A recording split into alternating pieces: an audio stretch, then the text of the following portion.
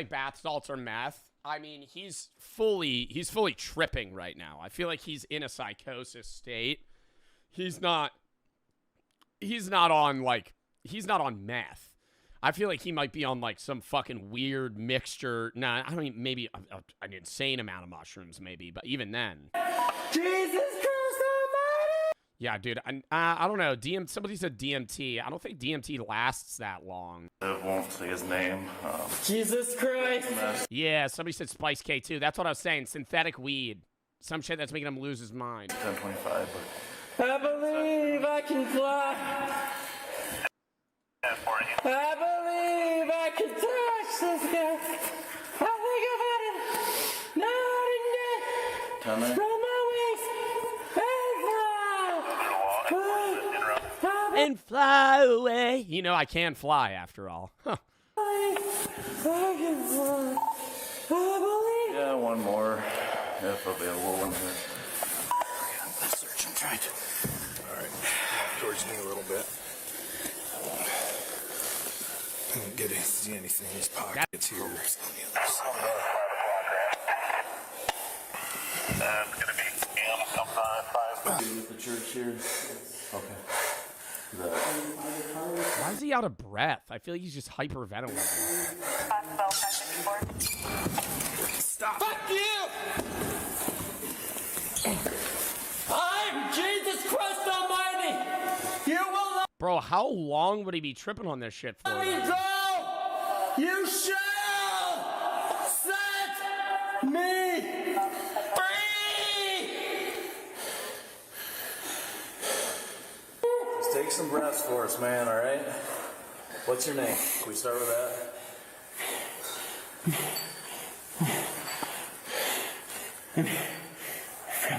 What's your name, bud?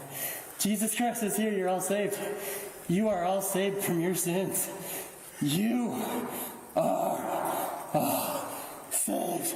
And you will see me again. I will be here. Because I'm not going anywhere.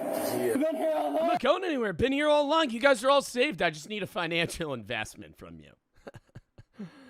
I've been getting into I've been getting into a bit of Forex, okay? Foreign exchanges, kind of in the bit of the foreign stock market biz, as some may say. You give me $1,000, I'll be able to flip it for you, no problem. Trust me, I'm Jesus. We are all eternal life. Yes, we are. Yes, we. I also have a great deal on Cutco knives. Jumped off back. There are no shackles here. Backwards. There's nothing here. I give up. I give away all of my sins. For thou is the kingdom of glory. And oh, yeah, you might be on PCP. all shall be free. I'm right here. I've been here all along. I've been here all along. Oh my God, is that the priest just watching? Holy fuck, bro. He's probably having a goddamn reawakening right now.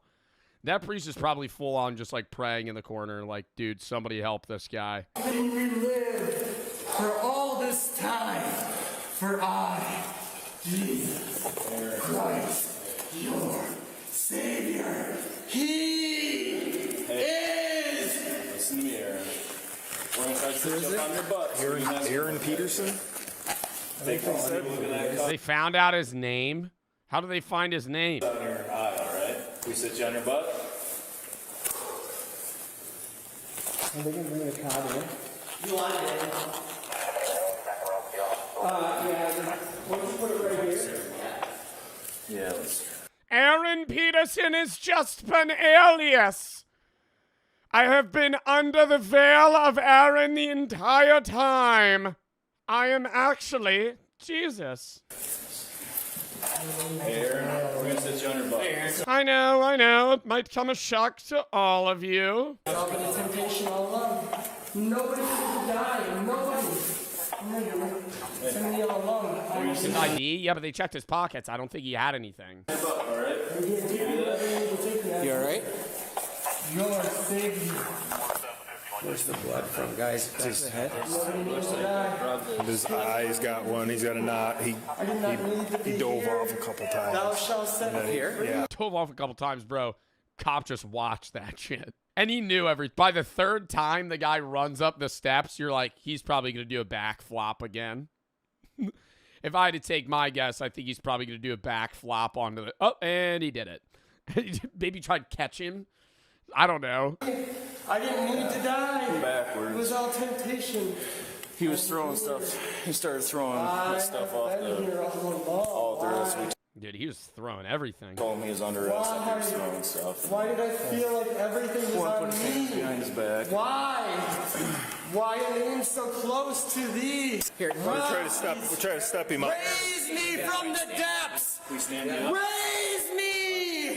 Raise me from the depths! Oh, no, he cut his eyebrow. Aaron, we're For Aaron was in front of you all along. step him up. His skull's cracked. He didn't crack his skull. I think we're just going to carry It's like, have you ever seen boxers where they get like their eyebrow cut and it just starts gushing? It's the same thing.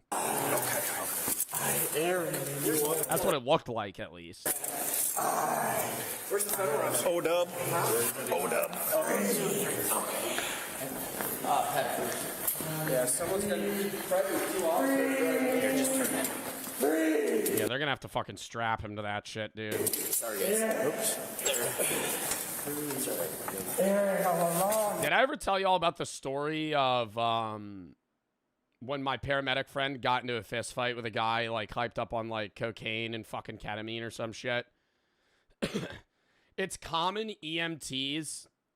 What's it called? A speedball? It was cocaine and heroin, yeah. And he was ODing on the heroin.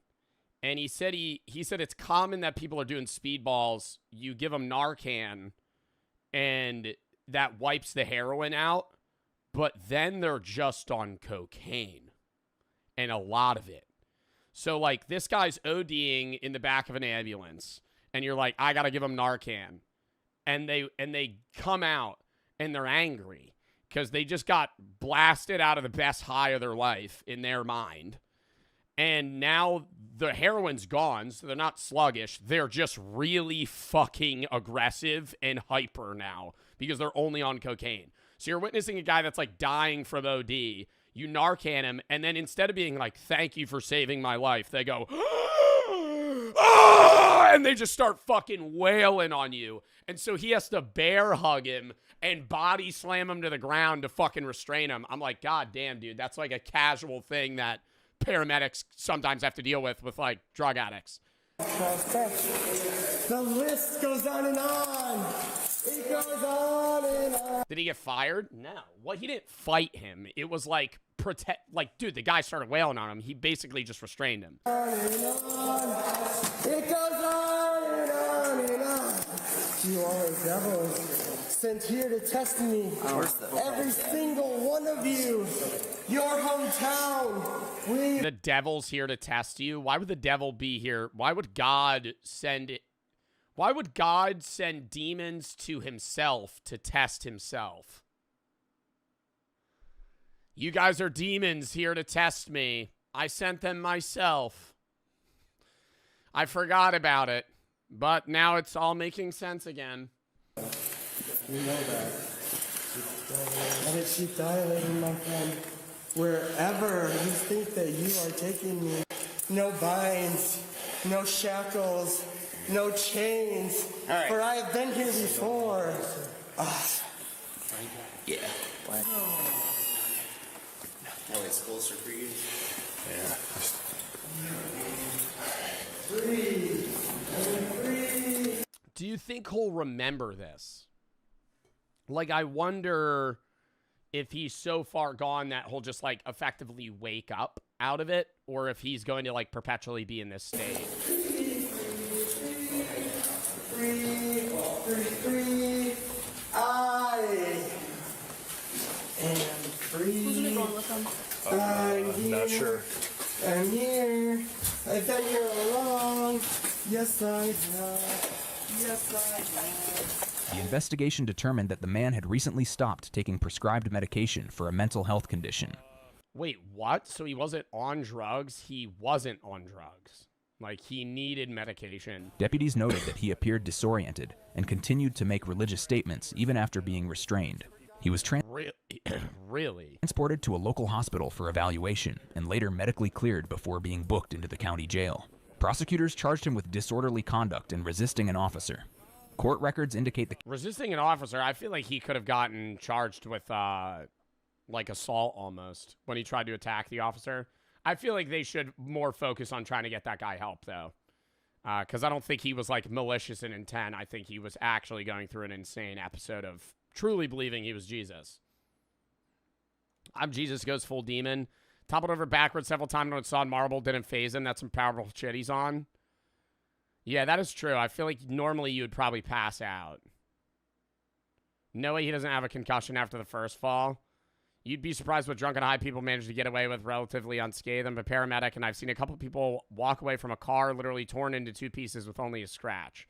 Well, isn't it, I'm not advocating for drunk driving by any means, but don't drunk drivers tend to actually live through more horrid crashes because they don't tense up and they go with, like, because they don't react.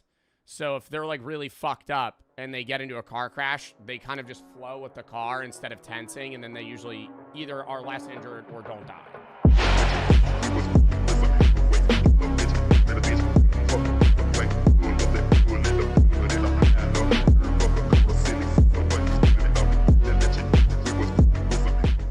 Pulling over the police doesn't end well. An officer pulls to the curb for a civilian following behind, honking their horn and flashing their lights constantly. After the civilian passes, the officer initiates a traffic stop. The insanity that follows is something the officer could have never expected. The reason I stopped you is because you were honking at me and following at an unsafe distance? No, I wasn't. Okay. Okay, do you have your driver's license on you? I sure don't. I sure don't. What is he just... Did he have a bad day and now he just wants to rage bait a cop? You're probably allowed to honk at a cop, but you're not allowed to, like, spam honk / you know, recklessly drive behind them. Have you ever seen the videos of when it'll be somebody behind a cop at a stoplight, and right when it turns green, they fucking just lay on the horn? Risky maneuver. I've done it to my friends. I don't think I would. You would have to pay me absurd amounts of money to do that to a cop. I wouldn't care. You would just do it. Would you guys do that? That would worry the fuck out of me. I've done it to a cop. You've sat behind a cop at a red light, and right when it turns green, just fucking lay on the horn. They're pulling you over. I feel like the average cop's gonna be like, yeah, let me see if this guy's tail light's out. 23 com, who's that come back to? You better call your chief right now, you That's not very nice. Oh my god. Is he, like, drunk or something? What the fuck made him get so angry at the cop? Bro, she just pulled you over because you were fucking tailing her. Well, I have the right to fucking pull you over. You were on the phone and you were doing something wrong. So you were trying to pull me over? Did you not see the lights flashing? Okay. Sounds good. Oh my god, is he on, like, drugs? Did you not see the lights flashing? Oh, because he was blinking his high beams? I saw you were texting and driving. I have seen cops do that. Like, literally, you turn your head, they're, like, to the right of you on a highway, just, like, texting on their phone. He's not coming. Or just speeding like crazy. And you're not free yet. I'm sorry, comm center, can you go ahead? Your chief is coming down here, whether I got called him or your fat ass is bringing them down here. And I'm not sure if I asked for another one, but I'll take one. He's Yo, nice Pathfinder, buddy. Is this Elise? refusing to identify She just keys the car. himself. I'm asking for your supervisor. Supervisor can come down, but not my chief. Your supervisor's gonna come here. Okay. Because you have no business pulling me over. Okay. But you were trying to pull me over. I didn't do nothing wrong. I was behind you. Can you determine from This your... is making no fucking sense. Do you think he's sober?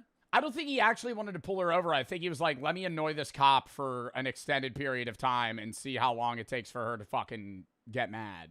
Like, I'm assuming he thought he was just going to drive away in like 5 minutes. Here's what's safe, because this says right here that may appear to be closer than... 10-4, do we have any recent contacts? You see, I wasn't actually far, or I wasn't close to you, But if you look in the mirror right now, it says objects may be farther away. No, that's actually not true. I'm not making sense right now because what he said didn't make sense. He's saying that she thought he looked closer because the mirror. But in mirrors, you look further away, right? No. He's not. You're stuttering? I know! Because I was trying to make a joke, but what he said didn't make any sense. When you look in a rearview mirror, do things look further away or closer than they are? It's further. He's saying, I only look like I was riding your ass because your rearview mirror. But your rearview mirror makes everything look further away. It's not closer. It's not closer. Why would they need to inform you of that? Chat, it's further. The objects in the rear view look further than they appear. Oh my God, it's closer. My life is a lie. My life is a lie. So what he's saying is right. Objects in the mirror are wait, no, I'm right. I'm right. Objects in mirror are closer than they appear. So they appear further. We're miscommunicating here, chat. We're all on the same wavelength right now. We're on the, no. Listen. You're saying that they're closer. I'm saying they appear further. We're saying the same thing in different fonts. Okay? No, we're saying the same thing. No. We're saying the same thing. That's AI? It's not AI. Why would that be AI? So what is he saying? Oh my God, why am I so confused? Ho. All I want for this holiday season is a customizable Cash App debit card. Do you know where I could get one of those? Oh, the sponsor of today's video, Cash App, could provide one for you. Now is never a better time to get in on the customizable Cash App debit card, which enables you to get exclusive discounts on everyday purchases like coffee, video games, food delivery, and more. And you can even draw a little fun figurine on your Cash App debit card. Look. It can glow in the dark, too, which is the coolest thing. That's the one that I've ordered. You should probably get that one in case you're ever in a bind where you need a glow-in-the-dark card. You never know when you're going to need one of those, but it's really cool. The Cash App debit card also has no hidden fees. There's no monthly charges, no minimum balance requirements. You also get exclusive pre-sale ticket access to some of your favorite music artists if you're a fan of concerts like Kendrick Lamar, SZA, Sabrina Carpenter, and more. There's way more. And for a limited time only, new Cash App customers over the age of 18 can earn $10 if they sign up with code CASH10 at profile at sign up and send $5 to a friend or more within the first 14 days. And if you're 13 to 17, you can request a parent or guardian sponsored account, use code CASH10 at profile at sign up, and get $10 dropped into your account when you order and activate a Cash App card and send $5 or more to a friend within the first 14 days. Terms apply. Thank you to Cash App for sponsoring this video.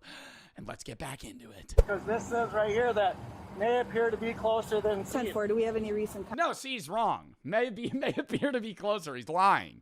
That's the exact opposite of what it says. contacts with it? Stand by. I'm lost. When you're driving a car and you look in the rearview mirror, something that is 30 feet away might look 60 feet away. It's actually closer than they appear. His dumbass is saying, I wasn't actually tailing you, officer. I only look like I was because your mirror made it seem that way, when it does the exact fucking opposite. Okay, why am I getting angry? Confirming you said one failing to identify. 10-4, the driver is. 10-4. Scream for help. Get out of the car and scream for help. The driver is talking to his own child who's also in the vehicle. Oh my God. To his own child who's also in the vehicle. Start screaming for help. He's now got his child stepping out of the car to scream for help. What a terrible dad. Bud, you don't have to do that. Okay, he's going to do it. Hey, but you don't have to listen to your dad right now. Oh. Help! Help! Help! Help! He's actually requesting a supervisor now, if one is available. This is the weirdest body cam video I think I've ever seen. It's not your supervisor. Nope, he's on his way. Okay. We could just sit here and wait He's on his way. What do you think, he's gonna fucking teleport here? Where's your supervisor? I don't know, I pulled you over a minute ago. for him.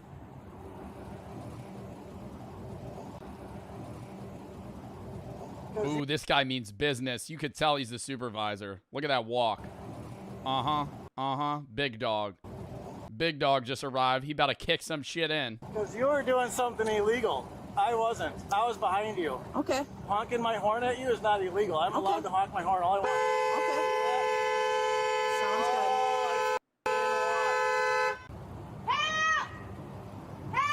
good. He's still screaming. What the fuck? Dude, can the cops not be like, yo, kid, don't listen to your dad right now. What the fuck is happening? What is the plan?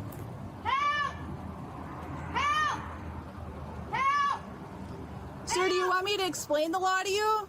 Or do you want my supervisor to? The law that I was honking my horn at you? No, that you have to identify. Oh my God, wait, no, that's not the supervisor.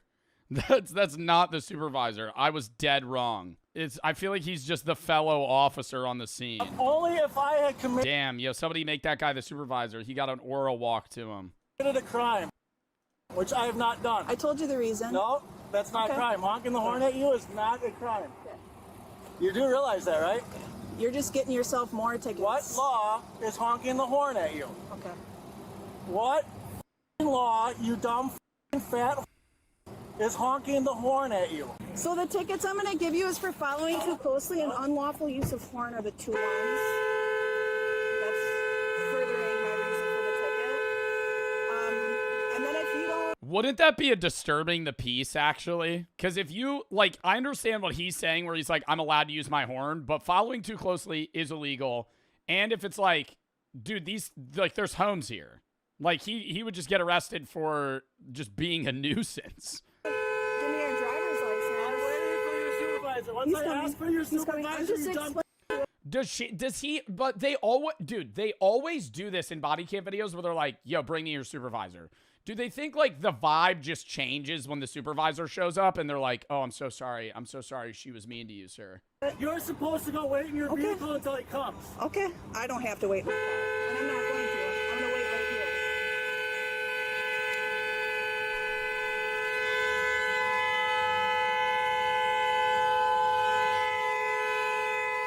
How long would it take for like the horn to run out? Or like break if he just held that down? Hours? No. I feel like it'd be like a minute. Years? Now we're Googling it. This has somebody's answered this question. If you hold down a car horn nonstop, when does it break? It'll eventually kill the battery. Depends how fast. Ooh, voice crack. Cheap horns might overheat in under a minute. Good ones drain the battery, potentially lasting hours or until it's too weak. So it'll just get more faint. Is it gonna be funny when I tell the judge that I was following behind you honking the horn because you were doing something wrong? And I just had a conversation with the day officer yesterday that says that I have the right to do something. Yo, I feel bad for the kid, bro. Like, this is his dad. Like, this is just, like, this is like I feel like this is like an everyday thing. Because the kid wasn't like, what? He was like, the dad went, go, just step out of the car and start screaming for help. And he was just like, okay. And just did it. Like, not questioning his dad being like, yo, what? This is not normal. Oh, I know who you are. Yeah, you dumb. Okay, perfect. I know who he is. I'm gonna go back to my squad real quick and get some I tickets. got 3 people now. What are they doing, bro? Just like, I feel like these two are just standing here. You can't let me tickets. I asked for your supervisor, you fat man.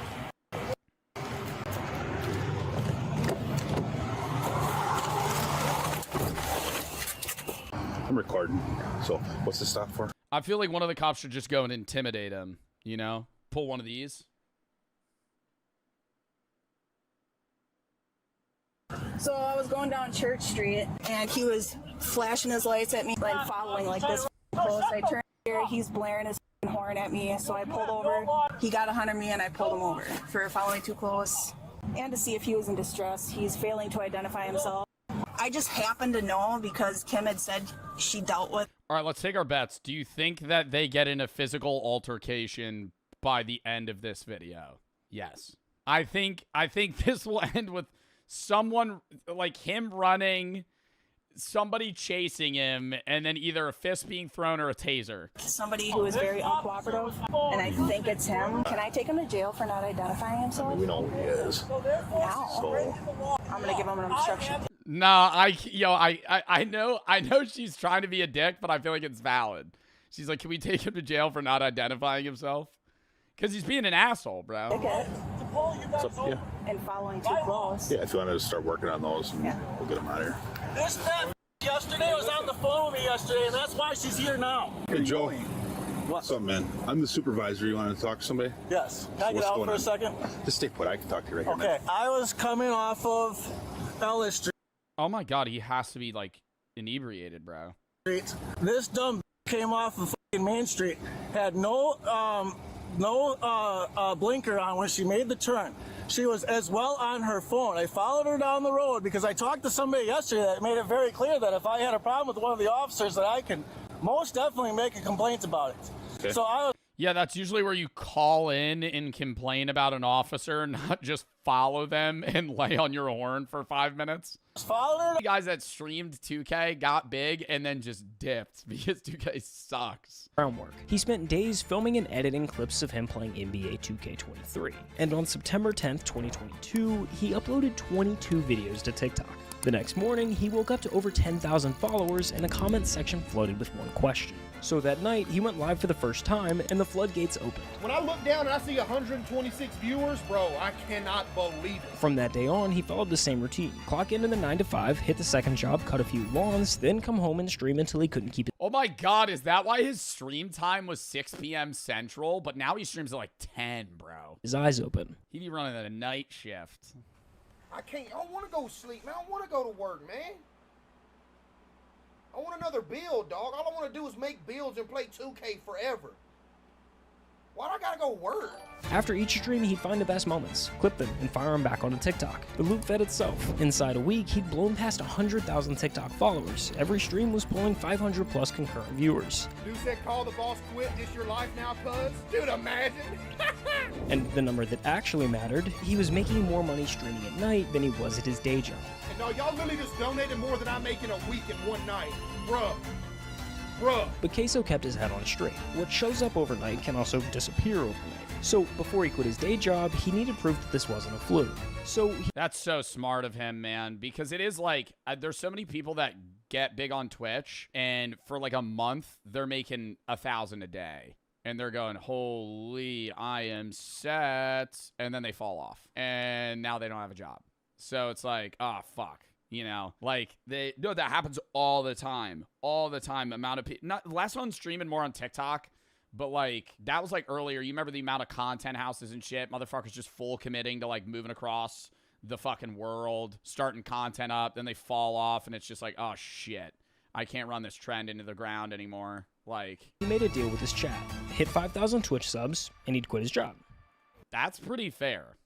Because that was probably pre $3 split. So if he hit 5K subs, he's making 10K. He's making what, 10,250 a month? Or no, 12,500 a month off subs. So he's making like over 100K a year. And then he decides he could quit. This today we're gonna remember. Because that's secure enough to where if you fell off, you'd have enough leeway money. Wow, he had the zombie sub emote. Chat, yo, this is like recognizable to anyone that fucking streams. If you ever started streaming, this is like this is the default sub. Why it's a zombie, I don't know. This is like OG stream setup. Like this is like your 5th stream ever. Like you have the zombie. Dude, mine's the fucking Joe Bart. Mine's still the old one. I don't even know if my alert box works anymore. How do I test that? Well, it's and Finn for the sub. IX. Now Alex. Oh, there it is. Oh, there it is. I used to have that. I want to say appreciate how much you are. Keep up the work. Oh no. You can't have TTS. TTS can be really bad. No, I'm not keeping that shit. It's so distracting. It's so distracting. I don't have my alert box anymore. Remember forever, you feel me? This is a day we gonna remember forever. I could do a TTS day, but people just spam I. That or they say like some crazy shit. I don't think there would ever be a problem with TTS. There 100% would be. Max up for the sub. You know I love y'all, man. Thank you, bro. It's all y'all, you feel me? Thank you, man. Full-time queso in the building, and I'm laying in their mouth, too. Within just a few weeks, it was a done deal. Case's fan base was new, but dedicated, and they wanted to see him pursue this thing full-time. Like I said, I've been dreaming of wanting to, be a streamer, a content creator since I was 13 years old. I finally took the leap, bro. I finally took the leap, and y'all came. I never dreamed. I never pursued being a content creator, but I always used to commentate my own Clash of Clans gameplay on the toilet. Came through for you, boy. I remember wanting to be like a gamer, but like mobile games. I remember I was like, damn, dude, how sick would this be to be like, yo, y'all remember the OG Clash of Clans creators? They would gem their town hall to like town hall 10, and I'd be like, dude, if I had the money to make that a YouTube video. For real, y'all came through crazy. All right, guys, so we're gonna be doing a Hog Rider build today. No, it wasn't all sunshine and rainbows from here. His internet was still garbage, like genuinely bad. Streams would lag or even just end because the connection bottomed out. Do you see what I deal with? And when you're trying to build an audio, Holy shit! and when you're trying, Was that download or upload? He has 1 megabit per second download. connection bottomed out. Do you see what I deal with? And when you're trying to build an audience, that's the kiss of death. If your stream ends, they move on to the next. What does that mean? To download Call of Duty would take like 6 days. Eventually, numbers started slipping. I don't even know how he was live. Like, I don't know how he was broadcast. Well, streaming's upload speed, but him having a 1 download, I don't know how he was streaming. For a couple months, it looked like maybe the whole thing was a fluke. Maybe the bubble had already popped. You know, I seen the numbers when I very first started. You know, the hype was there because I first blew up. Had like 800 viewers every night. Then y'all seen it dip to like, 100, 150. I was like, I gotta do something different or it's gonna go under. Then he picked up a different game. Hogwarts Oh my god, Hogwarts Legacy is when he blew up, and that's like not that hype of a game. I remember seeing his Hogwarts clips on TikTok. Legacy. It was kind of a weird choice. It had a totally different audience from the 2K crowd he'd built, but he streamed it anyway. Clipped a moment and posted it to TikTok. Wasn't that like a bad game, most people would say? I feel like that game didn't do that great. Look, I see the sun That's even more shocking. peeking through the window a little bit. Sleep schedule gone now. Gotta make Hufflepuff proud, though. Hey, it is. I want to look at his Twitch tracker. Here's mine for fucking perspective. This is like every month you could see where the views up, down, up, down, up, down, up, down, up, down. You usually have dip months, peak months. Like let's look at Jinxie too. Jinxie was bottomed out for like 3 years. And then right around here he just starts peaking. Jinxie's in like second arc right now. What is that face? What is that? What is that face he's making right now? Let's look at Queso. Wow, Queso's like the most consistent creator ever. Like, yeah, 600 views first month. Dipped down to 189 average in January of 23. And then he hit in January of 24, he hit 56K, and he has literally averaged that every month for 2 years. Wow. 60 seconds? Bro, he has like 1,000 hours in that game. Well, now it's probably a yearly salary a day, but I'm saying when he had 2,500 viewers, he was probably making like 300K a year. Heavy, I mean it. At any given moment, there are about 3 million users on Twitch watching content. When you break down the viewer distribution by channel rank, the picture gets pretty clear. Out of the millions of channels on the platform, the top 250 pull over half the viewership. That's the difference between level 2 and level 3. While it seems like the easiest jump on the ladder here, it's actually the most difficult. There's a specific blueprint nearly every streamer has followed to make this jump. Here, I'll break it down for you. What you're looking at right now is 5 of the biggest streamers on the planet. Each at the moment they were averaging exactly 2,500 viewers. Pay attention to the setups. None of them are exciting. The rooms are pretty basic, the camera quality kinda sucks. There's no production value. They look like what they are. Just guys streaming from their bedrooms. Now fast forward to when those same Speed lighting off fireworks in his bedroom. streamers are pulling 10,000 viewers a night. Everything's changed. The lighting's dialed in. The cameras are crisp. The room Lighting is still not dialed in on Speed's camera. Speed at 100K viewers on a webcam. The cameras are crisp. The rooms look intentional. This is the blueprint kicking in, and it all starts with one realization. At this level, streaming isn't just a job anymore. It's a business. And like a business, the goal is to make as much money as possible. The internet, for whatever reason, craves a spectacle, and the spectacle game is pretty easy to play. You've kind of just got to spend money to make money. The setup is just the start. Next comes the move to LA. Buy the mansion, drop the I just bought my... That's where I disagree. Next is the move to LA. The gun goes off. Nope. dream car video. Hire a dozen editors to pump out clips around the clock. By the time you're clearing... Now in the streamer days, it's you move to Austin, Texas. That's where every fucking streamer on the face of the earth lives. Outside of like the core boys and like some OG streamers. Now it's I moved to Austin, Texas or Atlanta. 50,000 viewers, it turns into an optimization race. Every stream, every upload, every second of content is engineered to milk the cat. Or they live in LA, but they own a place in Nevada and say they live there six months and a day out of the year, so they get state taxed in Nevada. Cash cow. The longer you stay on the top, the more efficient it becomes. And weirdly, the more the internet praises you for it. But the spectacle only works if people are still looking. Relevancy is the whole game. The second your numbers dip, the money goes with it. So you're forced to stay visible. You hit the podcast circuit, impulsive on Monday. 6 months and a day, because it has to be your property. Like if you want to claim that you live somewhere and get state tax in that, because streaming, normally you're getting taxed in the state that you make your income, but streaming you get taxed in whatever area you're in while you stream. So like streamers will try to say that they live in Nevada like 6 months out of the year. Not all of them. A lot of them just eat the taxes, but... Day and blank on Thursday. You show up to every mainstream streamer event. You become a permanent fixture in the conversation because the conversation is the product. And the fastest way to stay in the conversation is to stand next to someone bigger than you. Take those same 5 streamers and pull up their biggest streams of all time. Ninja, Fortnite with Drake, Hayden Ross, the Donald Trump interview, Kai Cenat, the LeBron stream that pulled over 1 million concurrent viewers. Yeah, but there's like certain streamers that only like there's certain streamers that collab in any way that they can, and then there's streamers that collab when they want to. Okay, there's three things. Streamers that collab with everybody they can, that is big. Streamers that collab anytime they want, and streamers that just don't collab. Queso never collabs. I feel like I collab infrequently, but like I'll do Jinxie's tournaments or gaming days. I might go to an event. Like I did the thing with Jack Pembroke. Like I might do streamer games or something like shit like that. But usually like I don't go to streamer awards or I don't do that stuff. But like then there's streamers that just do every single fucking thing. Any collab they could do. That's the blueprint. I'm not necessarily saying it's... He sometimes collabs with Sketch and Jinxie. Yeah, but it's like once a month. Maybe less. Bulletproof or Queso is 99% a solo streamer. Guaranteed, but it's the safe route.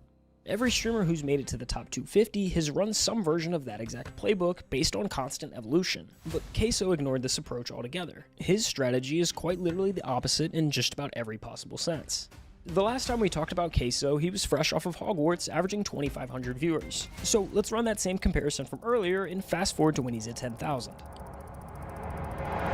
Not much has changed. I mean, sure, he did buy a new house, but he moved from a trap house to a trailer just across town. Either way, at the end of the day, his computer monitor is still being held up with a vacuum cleaner. If I don't have the vacuum cleaner holding up the back of the monitor, it'll fall over. And then back here are my PCs. You can tell they're being held up by books as well. And the camera quality seems to somehow... How, bruh? Like, bro, come on, just get a setup. Like... He has a sponsor with Starforge. He has a sponsor with Starforge PCs. He could get sent like $20,000 PCs for free, and he's holding them up with fucking dictionaries. Like, why are we doing that? Like, I just don't... I've gotten worse. Chat, my stream quality is actually so crispy. I hatched the world's biggest versus smallest eggs. Here is the world's biggest egg, and here... You ever see videos of when people cook ostrich eggs? Not ones with actual fetuses in them. Disgusting. It's so much egg. Too much egg. And it looks gross. I gotta look up a video of that. Bro, what is he using, a hacksaw to open the egg? Oh. That's the hardest part done. Now, into a bowl first. Look at this. Boy, look at that. I don't need an instant replay. I don't know, man. It just doesn't look good to me. Maybe Gordon Ramsay will chef this up. But I feel like the egg consistency looks like... Oh, my God. It looks like mud. Oh, he's actually soft scrambling it. Oh, God. Worst way to eat eggs, Gordon. I'm sorry. Just give me a fried egg. Ew! Like, bro, that's not...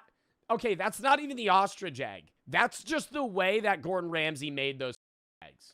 I don't want that. Here is the world's biggest egg, and here is one of the smallest. I'm hatching 3.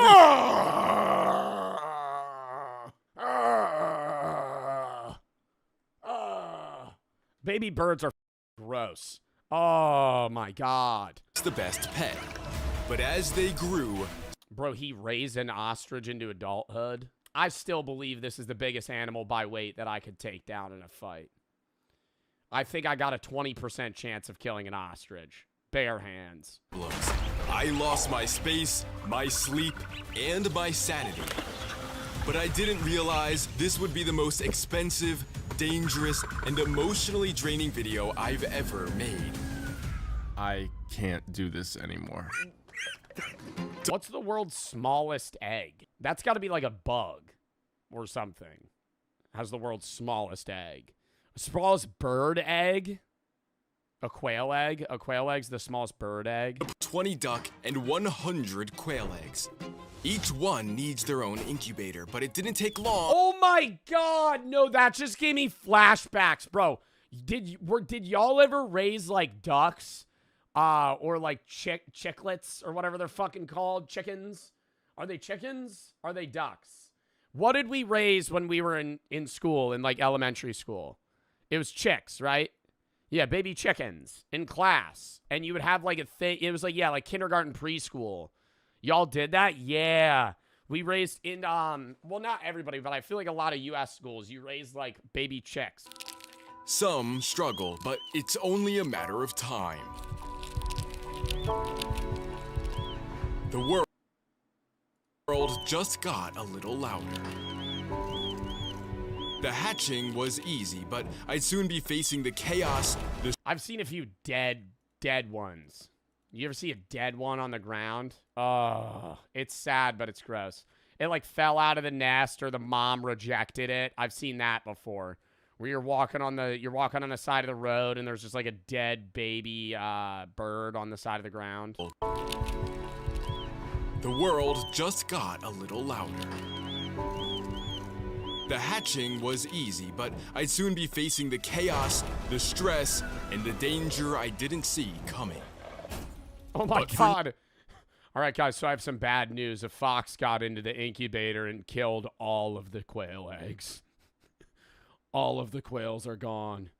Here's the footage. It's just a fox just chowing down on it. Now, the quail are impossibly small. Look at this. I'm a dad.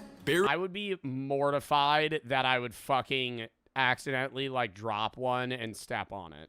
Like, especially when they follow you. I've seen a lot of videos of, like, baby chicks follow, like, whoever's near them because they think that, like, they're your mom or dad. They think you're the parent, and they follow you around. I'd be like, bro, what if I trip and step on one? It would instantly die. Bigger than a coin and lighter than a piece of pasta. I'll be raising them to adulthood along with the duck and ostrich. But I move them into their... I would love to own a duck. Brooder because a duck is about to... What does a baby duck look like? This is all new to me. Hatch. You can see it just barely moving. He takes his first breath of air. Piece by piece, the shell began to split. It now just hangs by a thread. Welcome to the world, little one. Oh my God, wait, that's actually kind of cute. Outside of the fact that it's sopping wet. I thought it would come out looking like a regular bird. I didn't think it would already have like the bill.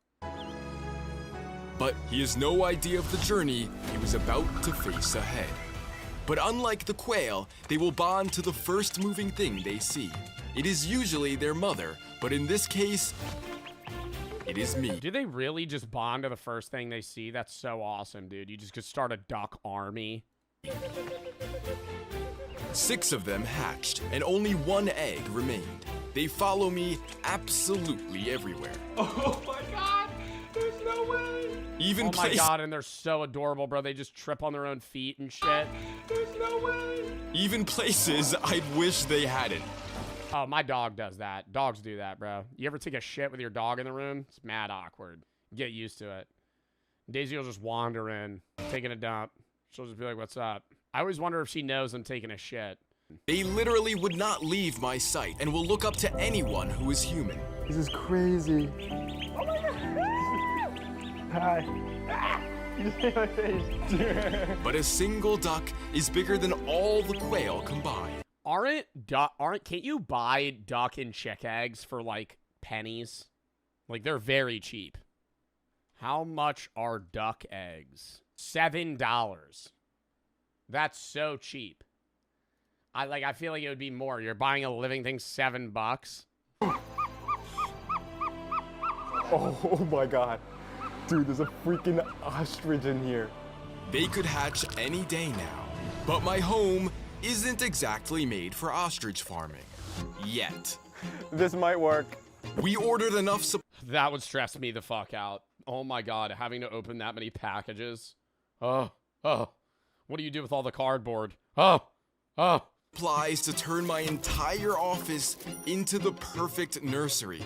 The ducks will be the first ones to call this home. What are you doing? But they can't survive without their mom. Oh my god. This is day 2. Ew, was that shit? Oh my god! Nah, they're pooping on him. Stop! No, that's ruining the whole. No. I was like, oh no, the duck would be sick. Oh fuck no! If he eats that shit. With the ducklings, they cannot fall asleep without me. Was he just eating his own poop? And the quail aren't perfect either. No. This one couldn't figure out how to walk. What's going on with you? I feel so bad. This is called splayed leg. That's not good. If we don't do something soon, he may never walk again. Oh my god. But if I take a Band-Aid, cut off a slice, and wrap it around his legs, then it may give him a chance. Only time will tell. But 3 days later, a duck was still stuck in an egg. And this was no normal duckling. He is almost completely black. Up until now, is that the noise it just made? Every duck has been identical. If they think he's different, they may kill him. But I didn't have time to find. What? What? They'll do that. Ducks do that. They'll murder their siblings if they think they're different. Will be unlike anything you've ever seen. Oh my god, hi! But our black duckling was ready to meet the others. Welcome home. Oh hell no, they're already beating him up. They didn't realize he's their sibling. He is trampled and attacked from every side. Oh my god, they're picking on you. Ducklings can rarely survive on their own, and he needs to bond with the others. So... But like, what's wrong with him? What's like, they don't like that he's black? I don't understand. He just has a different fur color. What is the difference between, when does a duck become a mallard? Why are they all yellow? Like, if I had to guess, that one would be a mallard. Oh, I had an idea. The laser gives them something else to attack, and for... What's a mallard? The ones that you, oh my god, they chase lasers? That's awesome. You know what a mallard is. You always see them. Dude, this is like prime TikTok us in another universe. I love seeing this iconic duo in the wild. You ever see this shit in a pond? I think that's the female, that's the male. But it's a mallard and a little duck. And they're always like near each other and shit.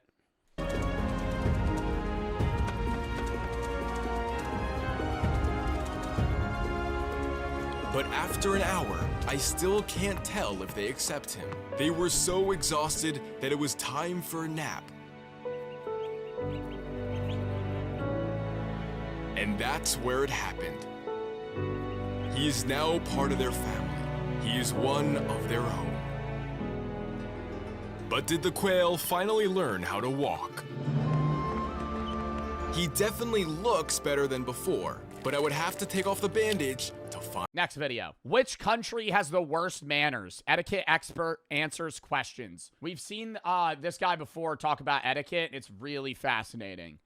If you remember, he showed how you're supposed to properly eat peas, and he stabbed them with a fork, which I thought was interesting because I always thought you would eat peas with a spoon. If you saw the late Queen eat a burger, all of a sudden she is not the late Queen because the Queen does not eat burgers. I'm sure the Queen did eat a burger in private. Why does the Queen not eat burgers? Is that like a rule? Because it's like commoner food. What do you think the Queen's McDonald's order would have been? Oh, she was... the Queen of England probably would have gotten a fish fillet. Filet of fish, rather. Anyone's for a fillet of fish. She was. She did.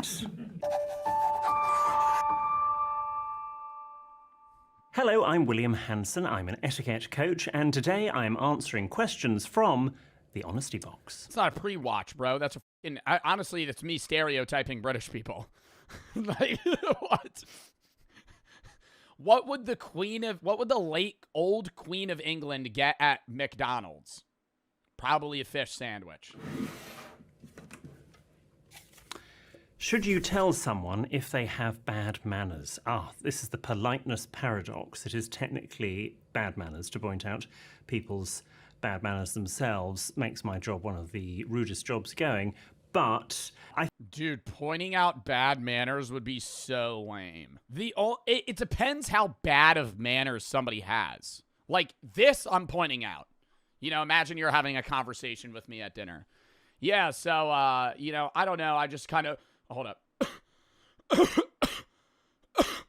You just coughing into the air. Something like that.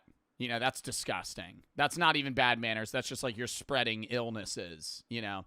Cough into your elbow, your shoulder. It's only okay for kids? Bro, even a kid coughing, dude, just like straight, like one of those like, cover your fucking mouth. Like that, I would say something about that. But if it's like, oh, they have their elbows on the table or they're fucking cutting a steak wrong, I'm not saying shit. I think it's better to lead by example rather than to actually tell them off. And if you are going to sort of correct them, it should be done in a very gentle, compassionate way. Perfect answer. When you're done, just chuck it on the ground. Can I place them there? How politely can you chuck it away? How should you hold a knife and fork? Great question. Yo, I used to hold my fucking knives and forks like a caveman. Where's like an object? I used to use a fork like you're supposed, like, okay, if I'm cutting a steak, you know, and then I think you're supposed to switch hands, right? Aren't you supposed to put it down and switch hands and then eat it? That's stupid as fuck. Cut it, eat. Cut it, eat. There's been times where I'm so lazy that I will cut it, stab it with the knife, eat it. But when I was a kid, I used to hold a spoon like this. Like if this was the spoon. Like I used to eat cereal and I would just hold the spoon or a fork and I would stab shit like this. Like a caveman. You've told us that already? Oh yeah, sorry, I mentioned that 2 years ago and you remember that. I can't repeat myself ever. The holidays are here. And the sports are kicking up, whether it be the NHL, the College Football Bowl, the NFL games, or anything of those sorts. Sports are bigger than ever. And what a better way to spice up the holiday games than with DraftKings Sportsbook, the sponsor of today's video. New DraftKings customers signing up with promo code JOEB can place a $5 bet and get $200 in bonus bets if your bet wins. I'm a big parlay guy. Love a 3-pick parlay. Talk about it on stream all the time. It doesn't mean you need to be. You know, the crown's yours. That's DraftKings slogan. You know, you can, bet on whatever sport you want to. In whichever way you want to. That's why the crown's yours. Anyways, and if DraftKings Sportsbook isn't yet available in your state, you could still take part in DraftKings Fantasy. So sign Sign up for DraftKings today. Link in description. Download the app. Use promo code JOEB at sign up. Place a $5 bet, and if your bet hits, you get $200 in bonus bets instantly. Thank you to DraftKings for sponsoring this video. And let's get back into it. Well, look what's in the honesty box for me already. Some very expensive looking cutlery. So conventionally, the fork was held in the left hand and the knife was held in the right hand. But this goes back to a right hand bias when you were not allowed to use your left hand. Oh my God, do left-handed people hold it the opposite way? Anybody that's left-handed in chat, do you hold the fork with your left hand or no? To write or to carry your knife, and that's not necessarily just a table knife, that was your sword as well. So there was very much a bias on the right hand. Today, it is if you are left-handed, all God's creatures, it's absolutely fine, they're all amongst us. You can just switch the cutlery. You still hold it in exactly the same way, and that is with your index finger going down the shaft of the fork, stopping just before the bridge, and your finger going down the shaft of the knife, stopping where the blade... Why does this shit matter? Who's fucking watching that? Like, I'm not going to a restaurant just fucking like, ooh, the index finger's a little too far up the neck of that fork there, buddy. That's not common etiquette. And the handle meet. So whether you're eating in a left-handed way or in a more conventional right-handed way, this is how you hold a knife and fork. And we want the handles of the cutlery tucked into the palm of your hand. We don't want them sticking out like so. And ideally, try not to hold a knife like a pen because you won't have as much control of what you're cutting. And that's when you get petit pois flying off onto your neighbour's lap. And nobody wants that. How do you say scone? Scone. Do you want any more on that? Why do people say it's scone and think scone is posher? I think people say scone because they think it sounds posher, like bone or cone, but no, it's scone. Although there is an argument. Oh my God, who cares? Who cares? What is a scone? I don't even know what a scone is. Is that like a pastry? Is that some shit that people eat for breakfast? What is a scone? Scone. A scone. It's a traditional British food. This is a scone. It looks weird. It looks like a fucking cookie, but like a biscuit cookie. Okay. It has like cream cheese or some shit on it. Ew. I mean, it didn't look bad. It didn't look good, but... They do sort of have origins at the Palace of Scone in Scotland, so there is an argument that nobody is correct, and we should say scoons. But you sound like a loon if you say that. So, no, it's scone, because once it's scone, it's gone. Why are elbows on the table rude? So, yeah, I mean, if it's a dining table, it's actually very hard to eat with your... Nope, I disagree. I will stand on the elbows on the table being perfectly normal and good. It's casual conversation. If I'm having a conversation, I'm probably crossing my arms and I'm putting both of my elbows on the table. At a restaurant, at a fancy restaurant, I'll sit like this. I don't give a fuck. Because this isn't the 16th century. I'm pretty sure historically, the elbows on the table rule was a thing because they used to have wide tables that they would like lay on top of like pedestals or something. And if you put your elbows on the table, it would flip the table. So it was like, it wasn't even etiquette. It was just like, hey, if you put your elbows on the table, you're going to fucking knock everything off. But that's not a thing anymore. So it's like, who cares? You know? If there's no room on the table to put your elbows, all right, fine, don't put your elbows on the table. But it's like, most restaurants, you have more than enough space. Elbows on the table. But towards the end of a meal is normally when you see people doing it, particularly if it's a dinner and they're getting a bit tired and they need a bit of support. Historically, why we don't do that is because the dining tables that we used to dine from in the medieval period were, they weren't secure tables like this. They were benches. Hey, I know history. With sheets of wood put on top of them. And the food was served completely differently from how it would be served now. And it was sort of put down almost like a big buffet down the middle of the table for balance and to secure it. So if you then started putting weight on another part of the table, you would tip the tables, and thus it was bad manners for you to put your elbows on the table. So, but I wouldn't even say that's bad manners. Like, manners is like this, like, posh, like richy rich way of conducting yourself at a formal dinner. You know, how you're supposed to it's very small things you're supposed to do to impress and not upset other people at the dining table. Fuck that, right? Just don't be an asshole. Like, it's just I feel like it's very simple. Doesn't really have anything to... Don't blow your nose. I blow my nose at the table sometimes. That's bad manners. Bro, but if I gotta blow my nose, that pisses me off. If I gotta blow my nose, I don't want to have to get up, go to the bathroom, blow my nose, come back. It's gross. What if I'm eating hot wings? And see that now I'm in a fucking hold up. I'm gonna get real fucking angry about this, because I've had people get mad at me that I've blown my nose at a fucking table before in my family, and I've got not mad, but they're like, you shouldn't do that. Yo, if I'm eating buffalo wings, my hands are covered in shit, my mouth is covered in shit, my nose is running because the wings have a lot of vinegar and are spicy. Sorry, let me get up and go to the bathroom. I'm already disgusting, right? I'm already covered in filth, you know? What? To do with etiquette. It was more sort of safety of the food and ensuring that you had food. And we're now sort of 500 plus years later so ingrained that we just don't put our elbows on the table. We sort of equate it to looking bad. It does look bad, but historically it had nothing to do with looking bad. It was just to do with the food. Should you always say bless you? Not so much anymore. The old predicament when somebody sneezes multiple times in a row. I've gotten to know there's a type of person that sneezes multiple times in a row. I'm a one sneeze and I'm good. Bless you. Thank you. You have a friend. Sneeze, 4 times, sneeze. And then you say it once. Right, but it is really awkward when you're like, sneeze, bless you. They sneeze again, bless you. They sneeze again, bless you.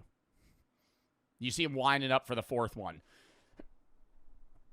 Don't you fucking sneeze. Or there is an argument for not... I can't do more than 3. Saying it. It goes back to sort of saying... You would say bless you to someone else because in the medieval times they had the bubonic plague or might have had the bubonic plague, and so you were saying bless you as their... Wait, that was where it started, was the bubonic plague? I knew you said bless you because it was like, oh, you might be getting sick, and getting sick in the olden times meant you were probably going to fucking die.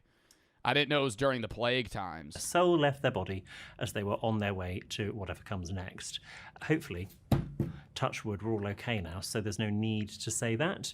But I think, again, it's like the elbows on the table thing. It's a hangover. Knocking on wood is also based in, like, spiritual origin.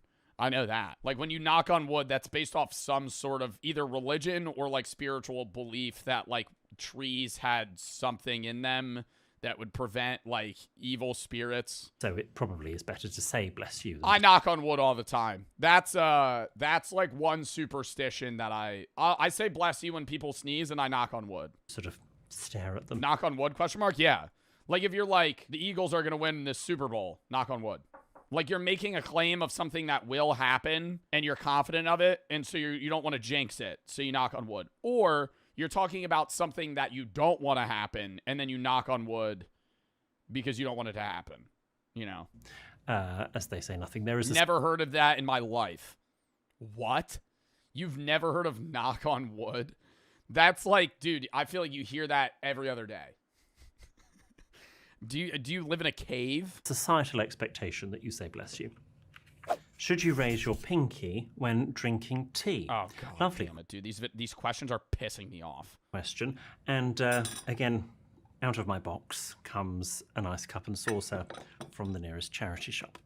So, in terms of extending your little finger, it's a bit sort of Disney Hollywood to think that you do this and that posh people do this. You don't. You keep that finger tucked in. How we hold a teacup is by pinching with the thumb and the index finger between the handle. I don't think I've ever used a teacup in my fucking life, bro. I'm drinking tea out of a fucking coffee mug. That's what I'm going to do. And the rest of our fingers follow the shape of the handle, and we keep our elbow nice and tucked in. The sticking the little finger thing comes from a couple of origins for it, but the one I like to say is supposedly in the court of Louis XIV and XV, where tea drinking was at its peak. It had just come in.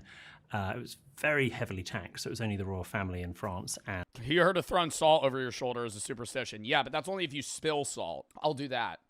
And that's really annoying when you spill. I spill salt when I'm cooking, and then you're in your own fucking kitchen, and then I'm sitting here going, I just dump salt on the floor. But it's like I have to. You know, it's easier when you're at a restaurant. You knock over the salt shaker, you're like, you know, you don't got to clean it up. It's whatever. Now you're in your own fucking abode. You gotta fucking toss salt on the floor. It sucks. Not realizing that actually. I am gonna skip the fucking pinky tea one because I don't give a shit about that. Should men pay on the first date? You should offer. Chivalrous. I think a lot of people, chat, should men pay on the first date? I think a lot of people, like, with, like, male and female equality, like, some guy, there's, like, a type of guy that'll be like, well, why do I have to pay on the first date then? Why don't you pay? Why don't you pay? Why don't you split? Because it's still chivalrous, right? Just because you want men and women to be equal doesn't mean you shouldn't be nice. Like, it's the chivalrous thing to do. It's a nice thing to do as a guy to be like, yo, can I pay on the first date? You know, like, let me pay, you know? Or splitting's fine. Like, it depends on the couple. You know, you arrange that with your girlfriend or boyfriend, whoever you're with, you know? You figure that the fuck out. But it's like first date and you're a guy, offer to pay. So I would say the one... What do gay men do? Split? Mask pays? Is that real? Is that real? No way. There's no way. One of the biggest areas of change with etiquette is around dating. And I would say... Any gay chatters know what happens? Like, what do you do? Ask ChatGPT. Yeah, for gay men that go on dates, why would I fucking ask ChatGPT that? Whoever when there's probably gay people in my chat that could just answer the question for me. I'm a lesbian. All right, well, what do lesbians do? Initiated the date should pay. I'm not trying to sound like a dumbass. I'm actually asking because I don't know. Like, I want to know. Like, who pays? You don't always split. There's no... And maybe it's just like you both offer to pay. Somebody just ends up paying. It's just situational. So if I asked somebody out on a date, other than my husband being slightly alarmed that I've done that, but if I asked someone out on a date, I would pay. If they asked me out on a date, they would pay. Oh my God, that's so... Wow, that solves everything. See, this is why we watch this guy. He fucking knows everything. The person that asks the other on the date should be the one to pay. I think that makes sense in general. And it's usually the guy that asks the girl out on the date. Whoever's the one that's like, hey, you want to go on a date? Yeah, no, that's valid. Because that is lame as hell if you ask somebody out on a date and then expect them to pay. That's weird. That's really weird. You go, hey, I just said that. Yeah, well, Zod, I kind of like filter out your chats mentally. Can you split the bill? Maybe if the date had gone badly and you think there's absolutely not a hope in hell of us ever meeting again. On the road to figure out who she was. Joe, can I speak to your supervisor? Yeah, hold up. Hey, how's it going? What can I do for you?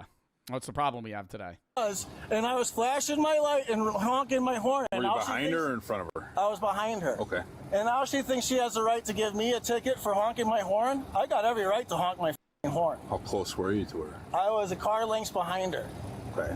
She swerved and hit the fucking curb like a dumb bitch with her car over here. Yeah, so he could go around me. And I was nowhere close to being by her. Did I drive any closer to anybody else than I do any other day in the world? Asking his kid to back him up. Dude, I have like really good driving. You know I'm a good driver, right? You know, like normally when you're like whenever you look up from like your iPad and shit, like you see that I'm like obeying traffic laws. Like he knows what the rules of the road are. Bro, when I was that young, when I was like 7 years old, we could be 5 blocks away from where I live, and it was like I was in a different universe. It was like I was in a different universe. Before I even knew how to drive, I was like lost. Like getting one place to another. Yo, you never have to know. You just sit in the car and you teleport. You don't need to know directions. Here, so I didn't see exactly what happened, but she says you're following too close behind her. What she stops it for that. No, that's not what she stopped me for. Yo, okay, I gotta say, side conversation, people, I don't know, maybe it's just New Jersey. People on highways fucking drive like maniacs, bro. Not even just like Jersey slide shit. I'm saying in general, we'll be going 80 miles an hour on a fucking highway, and somebody's actually 6 feet behind me. If we're going down a rural road and the speed limit's 25 miles an hour, that's fine. But if I'm going 80 and you're 6 feet behind me and I tap my brakes, you're almost hitting me. Like, The fuck, dude. And I'll slam the other day. I'm driving on the highway. I slam on my brakes because somebody else slams on their brakes. The car behind me slams and pulls off the road so they don't hit me. Like, they pull into the grass. They don't crash, but then they get back on the road. I'm like, dude, just stop tailing me. We're both getting to the same place at the same fucking time. For flashing your lights or what? She said I was honking my horn at her because I was trying to get her to stop. I was not following too closely. Okay. Can you guys prove it? What is the law when it follows too closely? What does the mirror say when you read that? What does that say? If you guys are so smart. Objects in mirror appear closer than they are. It has nothing to do with what it says on the mirror. Yeah, it does. It is a lawful statement. Objects in the mirror appear closer than they are isn't true. What? Objects in the mirror may be closer. He's reading it wrong! He's reading it wrong! No! Chat, he's reading it wrong. I'm not getting over this. Closer than Objects in mirror appear closer than they are. That is the opposite of what it says. Objects in the mirror may be closer than they appear. He can't fucking read. He can't fucking read. This is why it says 40% of the fucking U.S. American adults are illiterate, because he has the reading level of a fucking third grader. Objects in the mirror appear closer than they are. That he's saying that they look closer than they are. It's saying the opposite. Objects in the mirror may be closer than they appear, meaning they look further than they are. They are. It has nothing to do with what it says on the mirror. Yeah, it does. It is a. Why are the cops not saying this back to him? Nobody understands. I feel like I'm crazy. I feel like I'm crazy right now. You're wrong. I feel like I'm fucking losing my mind. I know I'm not wrong. I know I'm not wrong. Objects in the mirror are closer than they appear. That's what it says. Lawful statement on there. Why do you always have to be so confrontational when you deal with us? Because you guys. He does this often? This is about transparency. I have been being harassed by my neighbors time after time again, and you guys allow it to happen. This called me yesterday harassing me, and then now she's pulling me over because she's breaking the law. And you guys want to write me a ticket because you don't want to sit in front of a judge in front of one of your... Talking on her cell phone? Is it against the law to be using electronic devices while operating a vehicle? Is it against the law in the state of Wisconsin? Not to talk on your cell phone like this. No, it is not. Since when is it not to be on your phone? In a construction zone, it is. If you're on your phone like this, you can be hands-free in a construction zone, but you can be on your cellular device talking on the phone like this. That is not illegal. Okay, for us or for anybody driving, unless you're in a construction zone. Okay, so if she's on her cell phone, I don't care what she you guys can be are on there doing. talking. Anytime you guys are doing something wrong, this is what it's going to be. And if you guys are going to try to pull me over and give me a ticket for doing something wrong, we can take it to court and we can make this a take it to court. You're gonna fucking small claims court. You're gonna pay a lawyer. You're gonna fucking pay a lawyer to get what, fucking $500 out of this. You're gonna pay a lawyer so you don't have to pay a ticket. You're gonna spend more on the lawyer than if you just fucking paid the ticket. You're right. Madison. That's your right to take it to court, Joel. Just like you took that disorderly conduct ticket to court when we dealt with you down at the school. This dumb bitch literally said in front of my kids it ain't that gonna do you any good. I don't give a f, dude. What are you gonna do? Not a thing. Because obviously you're letting this fat do what the f she wants anyways. She's just doing her job. No, she's not. If you don't agree with it, you can argue How in is court. she doing her We're job? not going to argue What out is the here. law when it comes to traveling too closely in the city? In the Following city. at an unsafe, unreasonable distance And where you what wouldn't year have is? time to brake. Oh, so when that fat hit the curb back there, I didn't have time to go around her? I don't know. I wasn't here. Ask that fat she hit the curb. I can ask her. Bro, he keeps calling her fat. Like, she's not fat, and you're also not in that great of shape, big dog. You look like, bro, what? You look like an average, like he's acting like he's like Arnold. Like, you're like, dude, you're a very normal guy at like judging other people's body types. Because that proves that I wasn't close enough to hit her, because when she hit the curb, then I would have hit her, wouldn't you? Oh my God! And then he's gonna pull away, and he's gonna tell his kids, he's gonna be like, "Gee, this is why the cops in this city suck." Not. Fight in court, Joe. I'm not going to sit here and argue with you all day. Okay? Oh yeah, because you're a f***ing dumb, fat, worthless piece of shit. Hang tight until she's done, and then you're free to go after that. Give me no tickets to the window.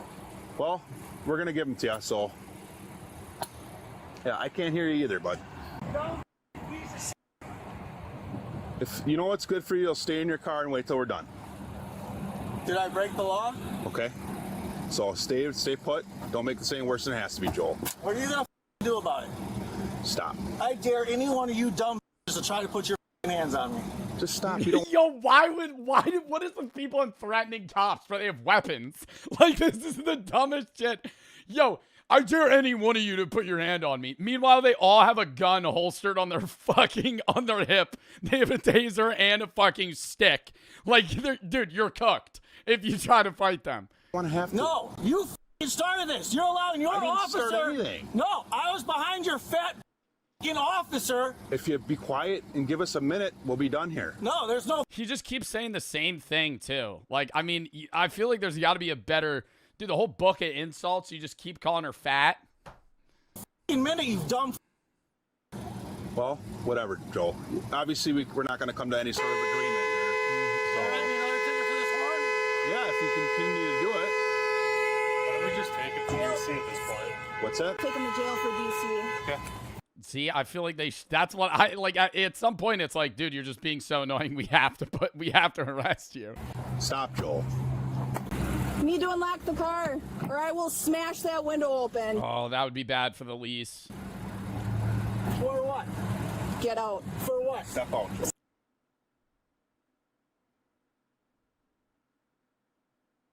You're under arrest for disorderly conduct. Disorderly conduct? A ticket?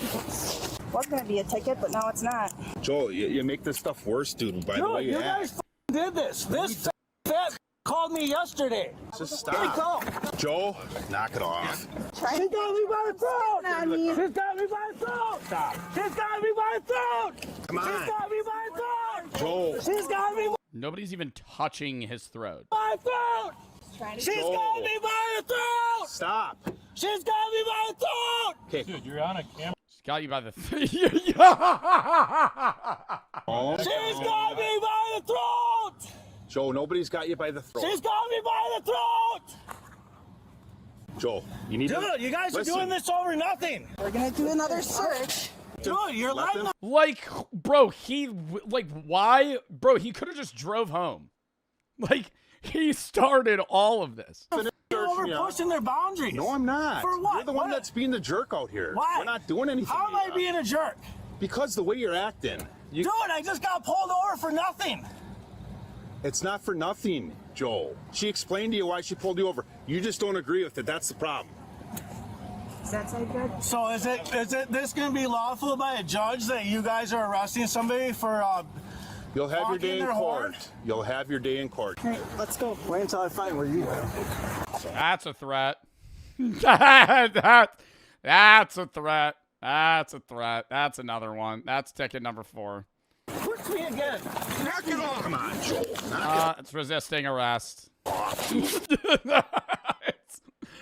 well, she's f***ing pushing me, dude.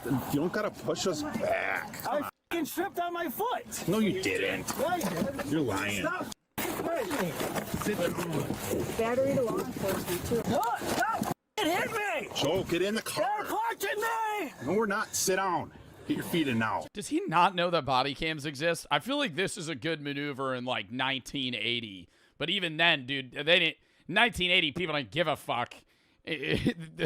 Now, yeah, people care, but it's like, dude, nobody's hurting you. Like 1980 pre-body cam, you could be like, they're punching me. Even then, though, people would be like, yeah, the cop's punching you. People just wouldn't care. Now people care, obviously, for good reasons, because there are cops that are bad. But it's like, every single one, there's 5 cops that are all wearing body cams. Feet in. Stop. Put your feet in. Joel. There's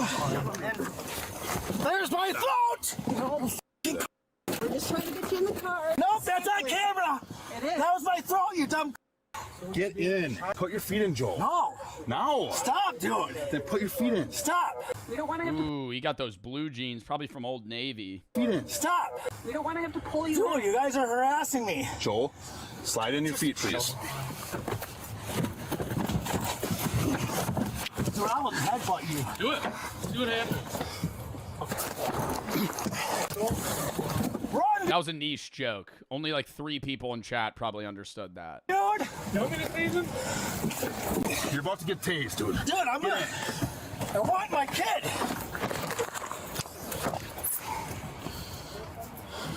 Jesus Christ.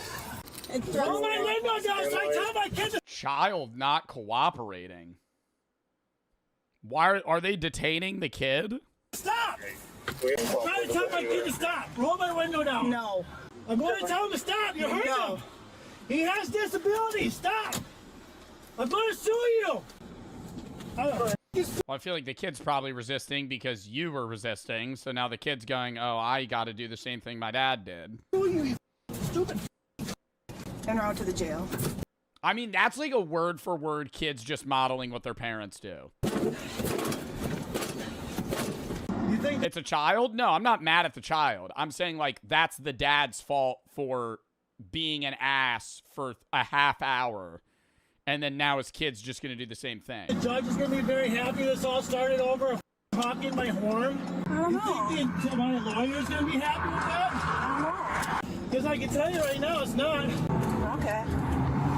An officer remained with Joe's child until his grandmother arrived to pick him and the vehicle up. Joe was charged with resisting obstructing an officer, disorderly conduct, and battery to a law enforcement officer. While the suspect never sued over this matter as promised, court records indicate the suspect has been repeatedly sued in court for injunctions against abusive conduct, failing to pay rent, repeated issues of failing to pay failing to pay rent, failing to pay child support.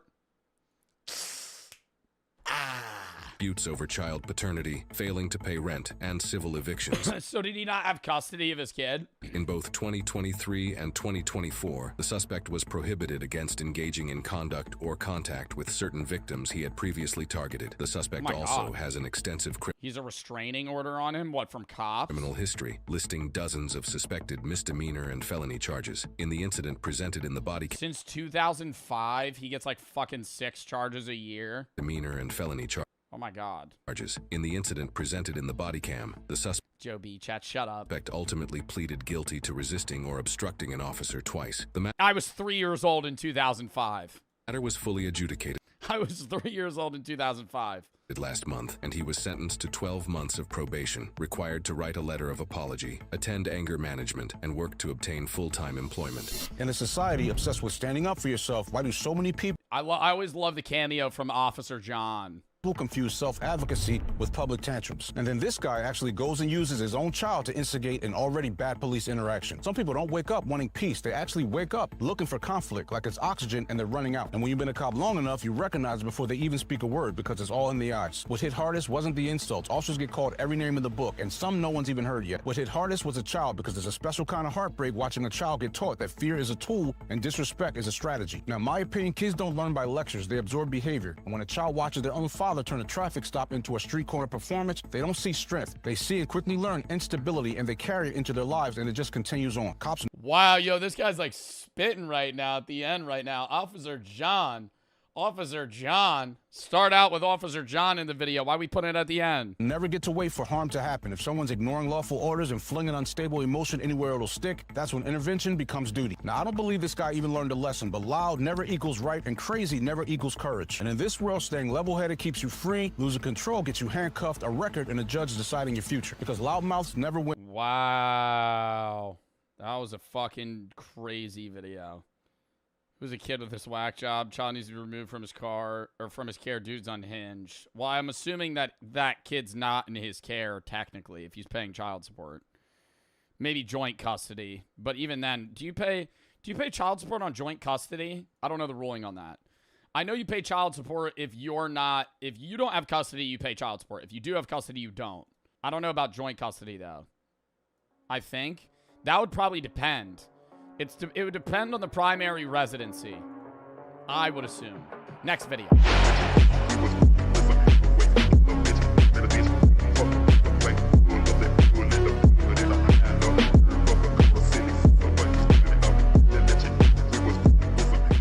Other than what falls within the definition of dangerous ordinance. Sawed-off shotguns, firearms, zip guns, suppressors. So he could just go into a fucking building. They probably still do a background check, but you don't need a permit. Wow. Is that most states? I'm like applying like New Jersey, one of the most strict gun laws, gun law states to like the whole US. What states do you need a license to buy a gun? Bro, it's only like 7 states. It's California, Connecticut, Hawaii, Illinois, Maryland, Massachusetts, New Jersey, New York, and DC. Everywhere else, you could just walk into a store and buy a gun and they just do a background check? No way. Some form of permits include Michigan, Nebraska, North Carolina. Okay, so there's some that it's like depending on what. Usually maybe like a pistol permit, concealed carry license. It's a state-to-state basis. Yes. He had something going for him, like, you know, he was like doing golfing calls and all that, but all of that went. Really. That's terrifying. That's terrifying. Like, I'm not, dude, the idea that you just walk in and buy it. They do a background check though. That's like what they're talking about, but you don't know how good the background check's going to clear somebody like this. Explain how it's terrifying. This kid goes and buys a gun in Ohio because he doesn't need to get approved by the police. And the background check goes to the federal level. They clear him because they don't know anything about the state. What's going on with him. And then he gets a gun. Because no matter what, you're getting a background check on a federal level of like, you've been accused of any other crimes.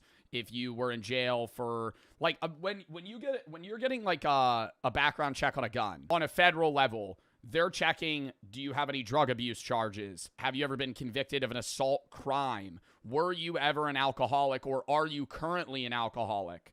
Stuff like that, because that's like, you're getting denied for a lot of those, right? Or if like you've ever thought about, like, it's like long paper forms that you fill out. You can lie on them, but like they ask that shit. Yeah, you have any felonies is the biggest one. But this kid's never committed a crime. So it's like, that's why it's worrisome, is that if he were to go, he could get cleared just because he's young and has no record, even if he is insane. Really bad, and ever since then, he's just been having a really difficult time accepting that it's gone really bad. I don't think it's a problem. Like, I feel like I have a pretty nuanced take about like gun laws. I think it's weird to just like, you know, like ARs or something, but like if you have like a situation where they're walling you off and you have to apply and then you get, you know, approved by like your specific state and then you get approved federally, that's different. You know, you hit 3 mil on what? On what, stream? Did I really? Oh, no, it rounded up. Still dub that it shows that it's rounded up, but we're still 45,000 away. They round up usually on apps. Still a dub, though. Oh, fuck.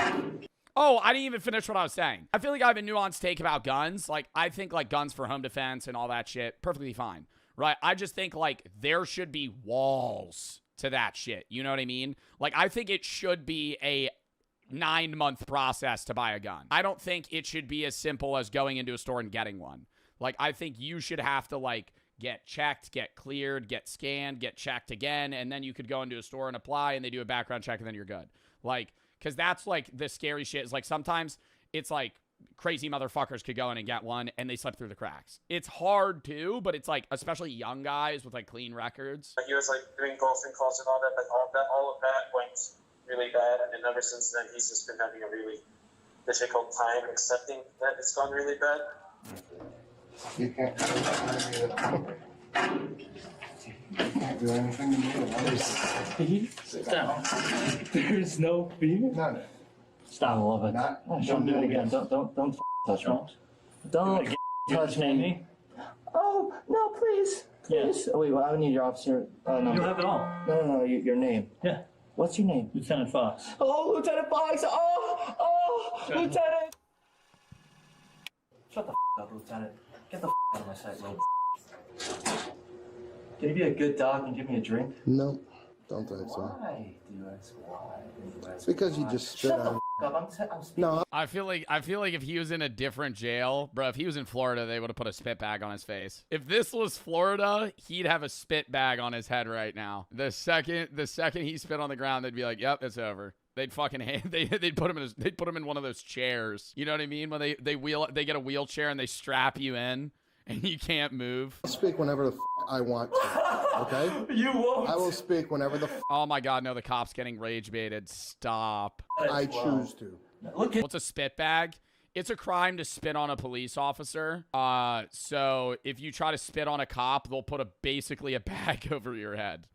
And so you just spit into the bag. Look at me! Tell me.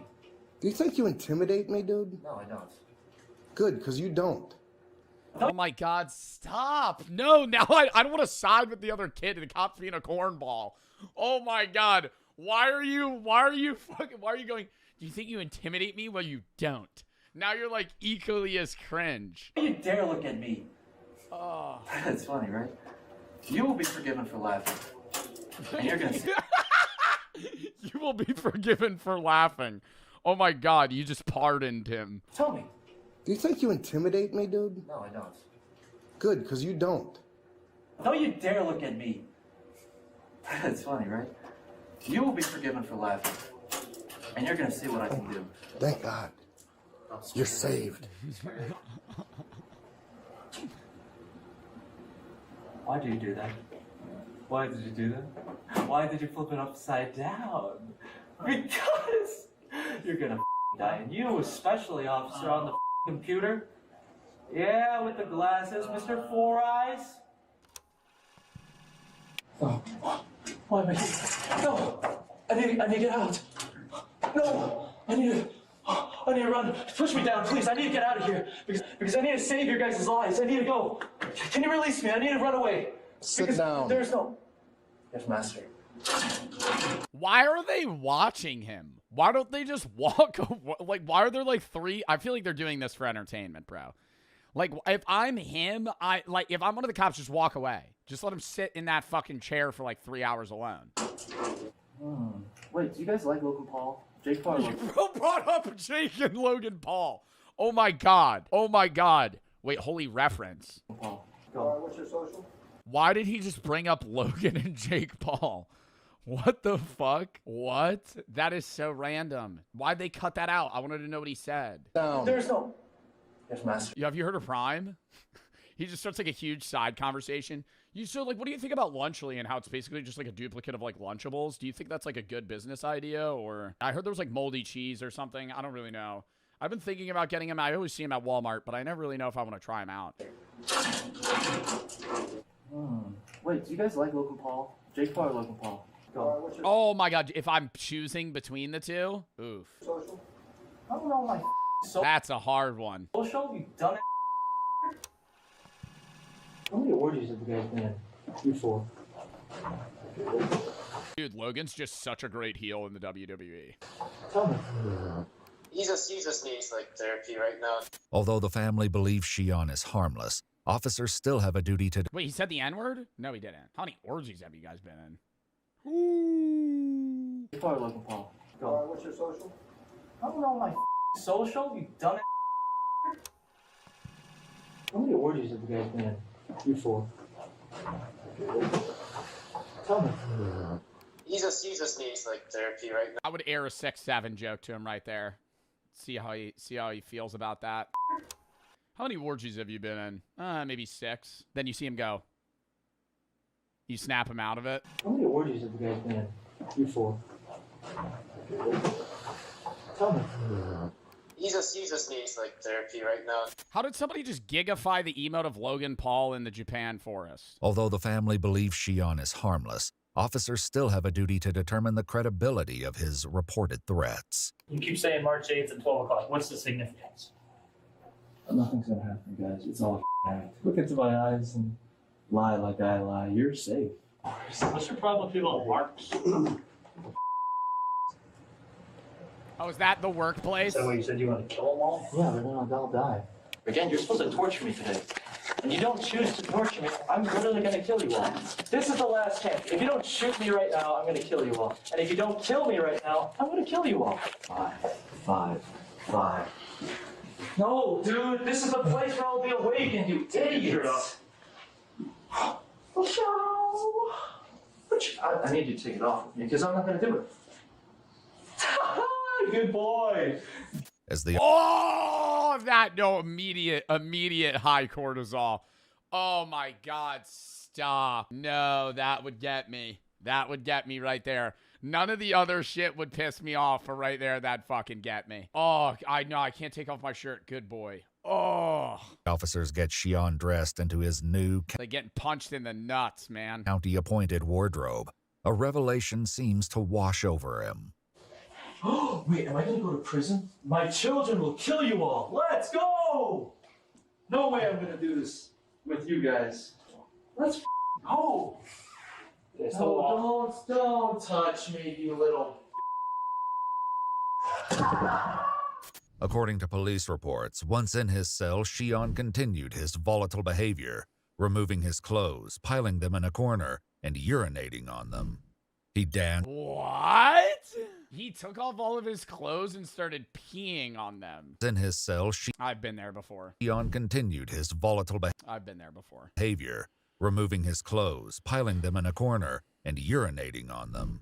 He danced, screamed, sang, and shadowboxed, and at one point attempted to break Not that crazy. the cell's surveillance camera. Okay. He also stuffed his bedsheet into the toilet, flooding the cell.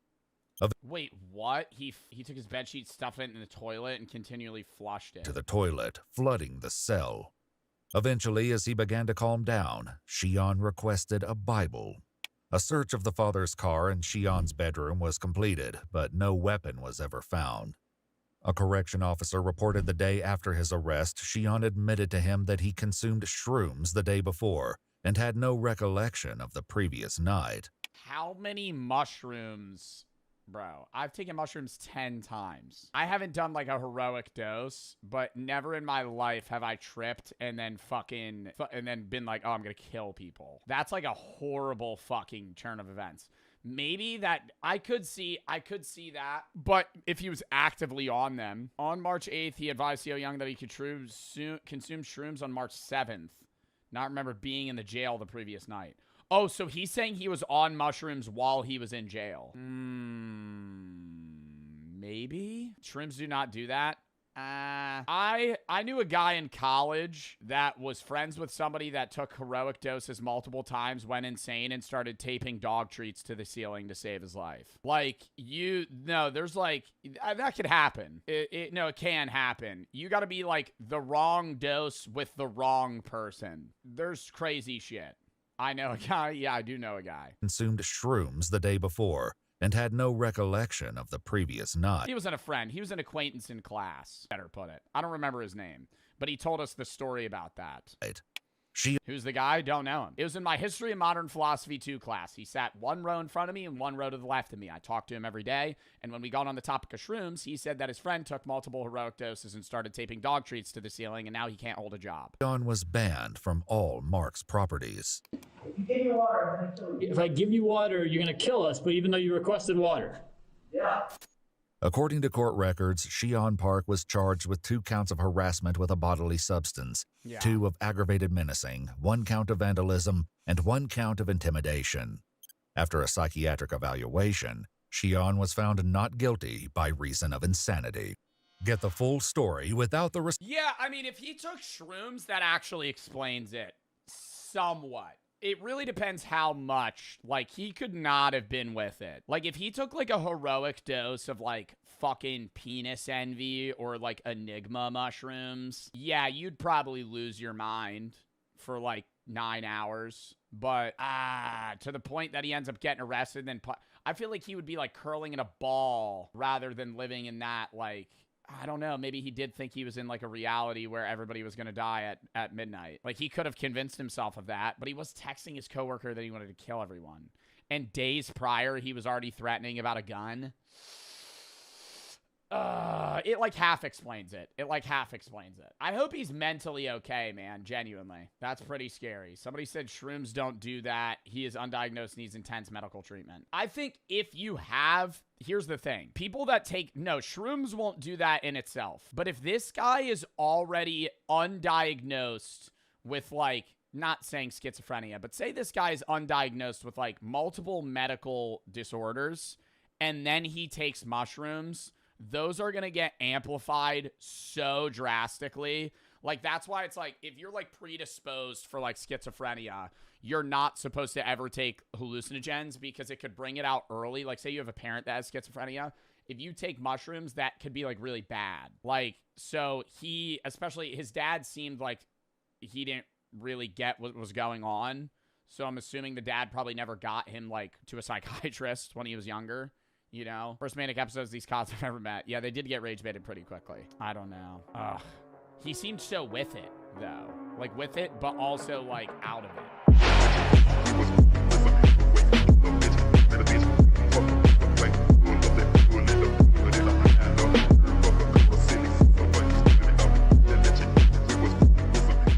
42 things that everyone should learn to do.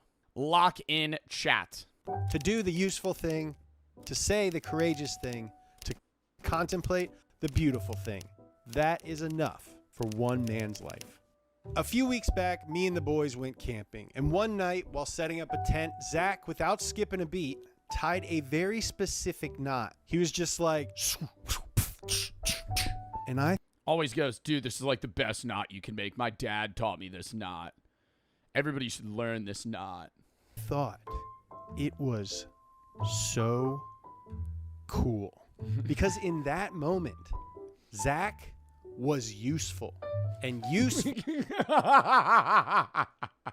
Okay, what are like some useful things everybody should know how to do? Change a tire, build a fire, change a tire, probably fix certain things. Like, I don't know what specifically, but like if something breaks, cook, yeah, but that's too broad. Like fix something. What's something that's like useful you can fix like a lot? Oh, know how to drive stick shift.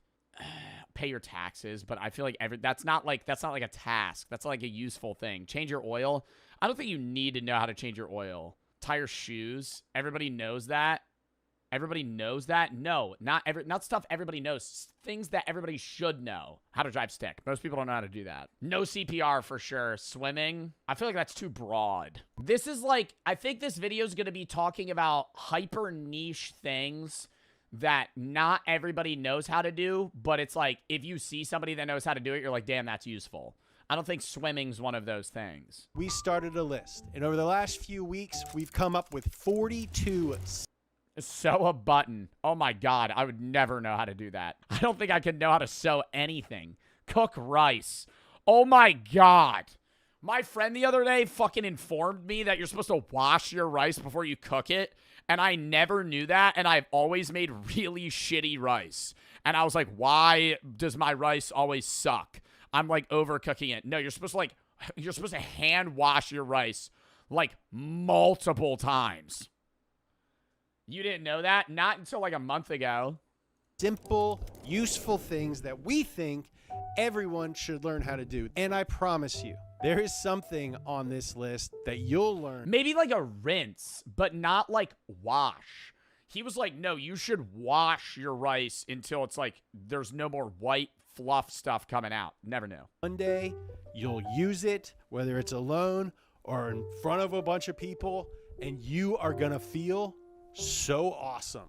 So in no particular order, number 1, learn the basics of how a toilet works and how to... Oh my God, no. I will stand on this. When my grandfather tried to make me fix a toilet, you should not need to know how to fucking unscrew and fix your fucking toilet. That is a stupid, call a plumber. Call a plumber. I don't think I should need to know how to disassemble and reassemble my fucking toilet. That's not a task for me. Why? That should be something that I pay a person to fucking do. You need to know how to do it. I know how to do very basic things. Like, I know how to fix the shit on the top. What is that called? The water basin? I could take that off and fiddle with the shit on the top. I remember my toilet used to be fucked up and I had to mess with it. I know how to fix that. Learn the basics of how a toilet works and how to fix it. Like that. Number 2, learn how to reset. That is not the basics of fixing a toilet. That is how to attach the chain to the little bobber part. Everybody knows that. Everybody knows that. A fun fact, you ever sit on a toilet? I learned this the other day, chat. You learn something new every day. You know the fucking... If you ever sat on a toilet seat and it moves, it's a little loose, and you sit on it and it goes like... And now you're sitting on it weird and you have to like plop it back, and you're like, this sucks, right? It's usually like a home toilet. And you're like, how do you tighten this? Because you see this, you got to flick this bit up and there's a screw. Most people don't know that. I never knew that. You have to like wedge it open with like a screwdriver and it'll pop open and you could screw it tight. Like that. it's loose. I thought it was just a shitty toilet seat. Number 2, learn how to reset a circuit breaker. Like that. I feel like you learn that when you're like 10. Number 3, learn how to remount a chain that has fallen off a bike. That's Number a 4, skill. That's a skill. I think I'd just ditch the bike. Like if my chain popped off my bike on a bike ride, I'm walking it back. I'm not fixing it there. I'm walking it back. I'm going to put the chain in my pocket. It's going to get all oil everywhere. It's going to suck. And I'm going to fucking walk it back. The holidays are here. I got my tree set up. I'm all festive. And people are buying gifts for each other left and right. And what better way to buy a gift for somebody than using the customizable Cash App card that you could order today? The Cash App card is a no hidden fees customizable debit card that you can have fit your own personal taste. You could draw on it. You could pick the color. You could change the emojis. You could have it glow in the dark. If you want. You also get exclusive cardholder discounts on everyday things that you buy, like coffee, video games, food delivery, and more. And you get exclusive pre-sale ticket access for major concert tours like Kendrick Lamar, SZA, Sabrina Carpenter, and more. And for a limited time only, new Cash App customers over the age of 18 can earn $10 if they download the Cash App app. Use code CASH10 at profile at sign up and send $5 to a friend within the first 14 days. And if you're 13 to 17, get a parent or guardian sponsored account. Sign up with code CASH10 and get $10 dropped into your account when you order an activated Cash App card and send $5 or more to a friend within the first 14 days. Terms apply. Thank you to Cash App for sponsoring this video. Let's get back into it. Learn CPR and when and how to use it. Imagine saving a child's life or a hot person's life. That would be so sick. Oh, and one tip. CPR isn't to resuscitate someone, it's to keep oxygen flowing to give them a better chance of surviving once help arrives. So step 1 of CPR is to call for help. Call for help, then... I love how he's like dead fish hand CPRing his chest because he's not actually One of passed CPR out. is to call for help. Call for help, then medically kiss. Number 5, learn how to jumpstart a dead battery. Oh my God, I wish I knew that. Bro, I've left my gym so many times and somebody's like, do you got jumper cables? And I'm like, no, because I don't. Then I'll see a guy be like, yeah, man. And they just fucking, and they just start it. I don't know how to fucking jump a car. But here's and this is why I think online's bad. And I was just ranting about this for a philosophy video about like specialized labor. I could just YouTube anything.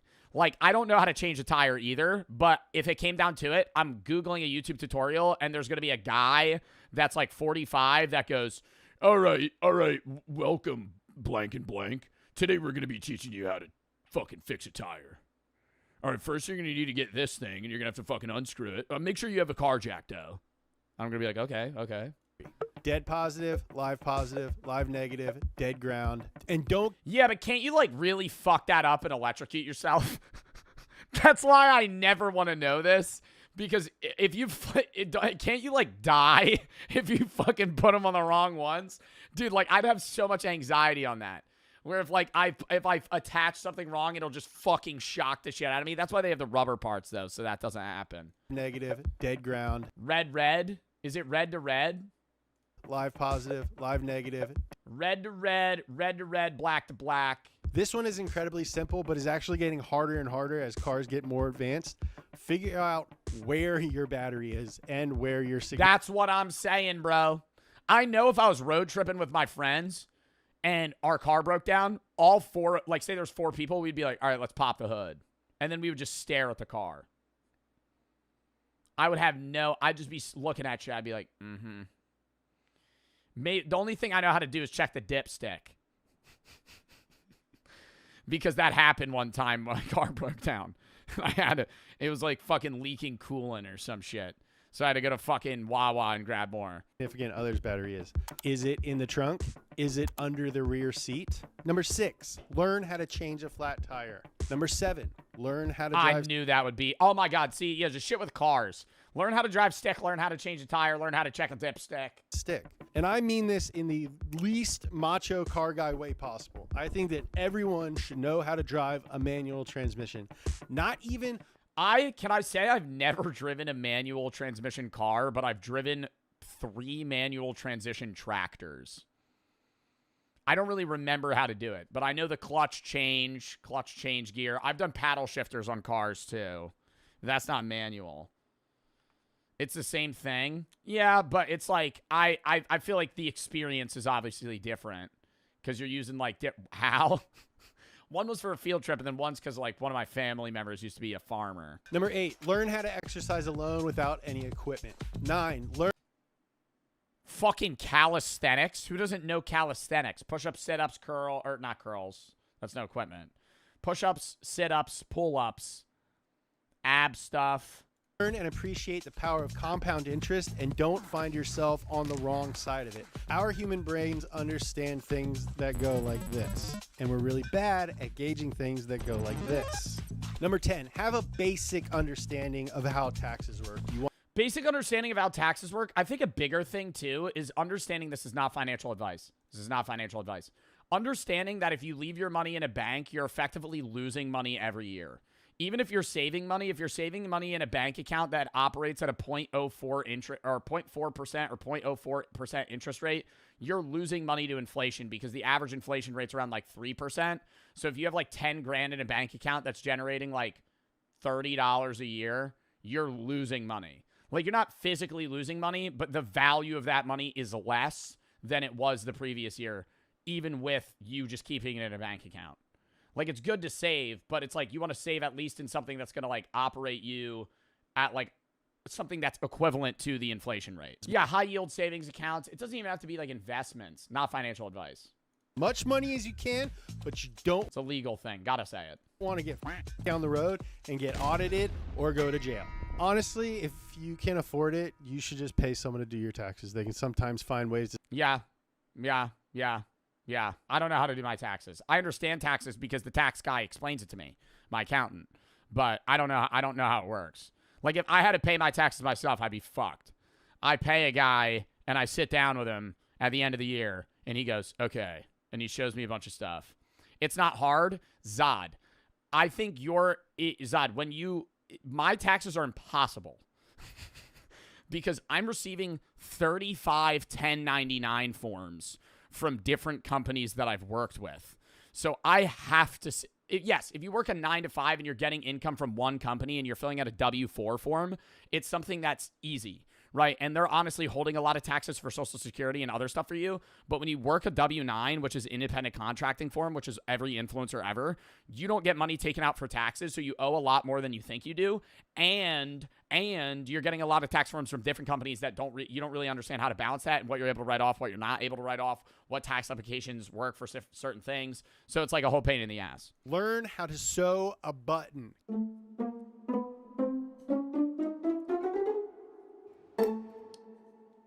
Classic wedding I think I'm gonna stick to duct tape if I'm ever in a situation like that. day. Hero moment. The groom commits too hard to the bit and just Supermans outside of his white shirt. Good thing you're there. Your little brother technically got the job title, but we all know who the best man is today. Number 12, learn how to iron a shirt. Whenever I iron my shirts, I imagine that I'm some sort of assassin, getting my suit ready before doing a hit. I've never ironed a shirt. If I ever need something to not be wrinkled, I'll throw it in the dryer for like 15 minutes. Or 10 minutes. Linen shirts, by the way, are supposed to be a little wrinkly. Number 13. Yeah, but I should still know how to iron. How to restart a water heater. Number 14. My mom tried to teach me how to iron one time, and I turned on the iron, and she was like, all right, let me show you. And she thought it was off and just grabbed the front part of the iron. I felt so bad. And she had, like, no reaction. She was like, and I was like, dude, and I, like, panicked. She was like, it's fine. She just moved on. But it was like, it burned the shit out of her. How to ride a motorcycle. I actually don't know how to do this, but I've been thinking a lot about the apocalypse for no reason. And I keep thinking, man, I should really learn how to ride a motorcycle so I can get the out of here if it comes down to it.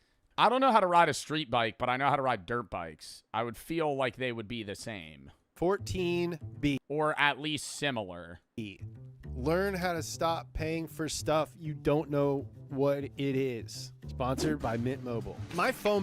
Learn how to pay for stuff you don't know what it is. All right, well, that's an ad, so I'm going to skip it. But what the fuck? The date went badly. You go to the bathroom and just jump out the window and leave. However, some people say they'd much rather split the bill, even if it's the most phenomenal date, and then everyone just pays, half. It's fine. As long as you talk to one another and everyone's happy with whatever arrangement, it doesn't really bother me. What else has changed in dating? The Georgians had a lovely idea, which I do think we could bring back, called the bundling board, which is where you were allowed to, once a couple had become engaged, they were allowed to spend the night together, but not to, see if, they were compatible in that way, but just to sort of fucking see, did they snore, for example. And so a wooden board was put down the middle of the bed, and it was always in the bride-to-be's family house. The family would wait up to hear if there are any untoward noise. Wait, what? So when they were engaged, they would sleep together to see if they hated, not sleep like fuck. They would sleep like sleep to see if they couldn't lay in bed together. Noises going on upstairs, and you would just sort of spend the night together just to see, did they pass wind? Were they pleasant to share a bed with? And I think we all need to bring that back.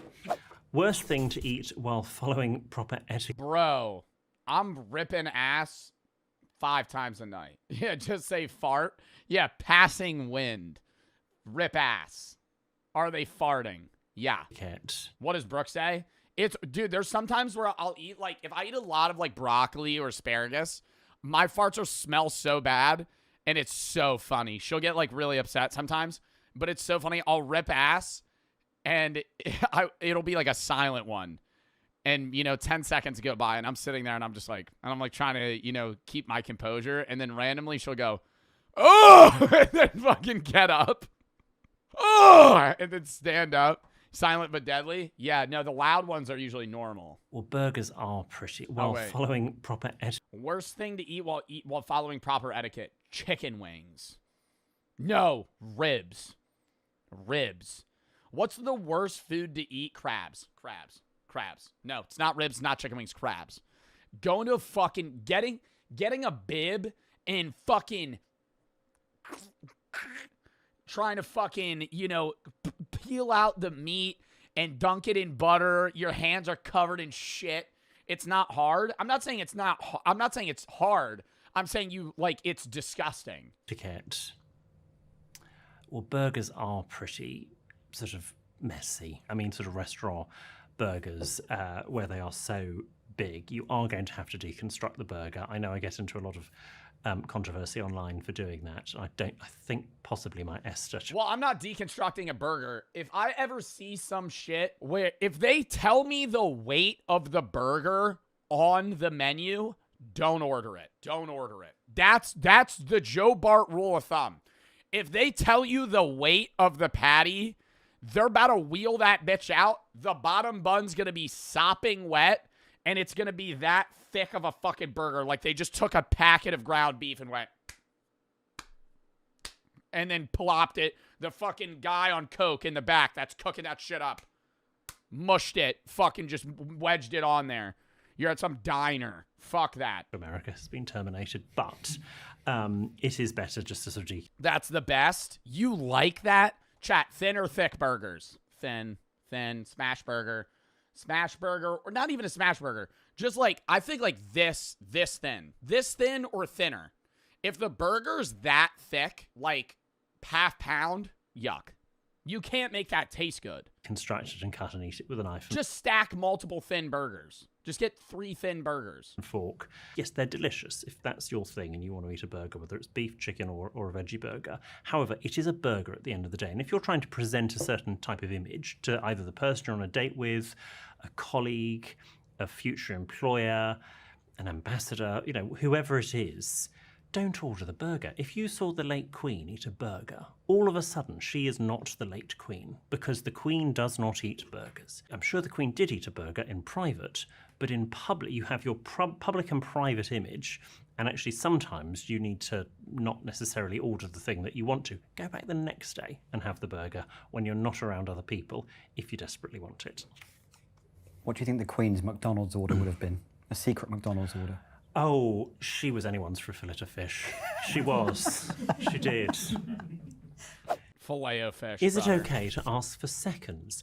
No. If it is offered, if you come to my house and there is leftover Who the fuck asks for seconds? lasagna or something, I would say, would anyone like any more?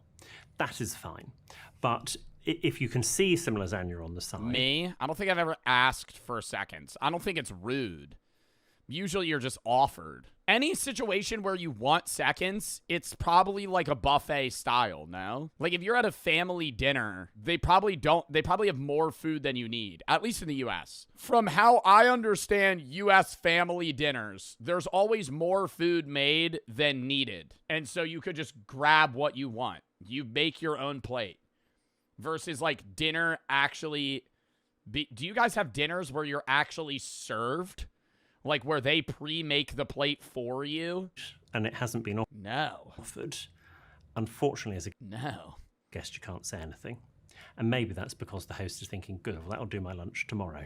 So I don't need to offer. Or maybe there's only one portion and there are 6 guests. And actually... Thanksgiving? That's the one holiday where you're definitely just making your own shit. What? Thanksgiving? Your family makes pre-made plates? I would hate that. I would fucking hate that. There's too many things. I don't want somebody to choose for me. You know, I want to grab 3 rolls, a lot of bread. Getting a lot of bread because I'm not a big fan of the Thanksgiving meal. 2 pieces of turkey, some sweet potatoes, some mac, you know, other shit. And then you have like that one family member that's just munching down like broccoli. Not broccoli, something vegetable wise, just munching it and be like, oh, could I have more of that? Yeah, by all means, buddy, you could have a whole fucking plate. Yeah, somebody bought peas, like mashed peas. Someone's going to, well, quite a lot, 5 people could potentially get left out. So no, if it's not offered, don't ask for it. Do you break the rules when you're alone? Don't care. Leave a word. You're trying to, boring doesn't quite know. Where a little bit of was a fun. Swear. Is it ever okay to fucking swear? No, it fucking isn't.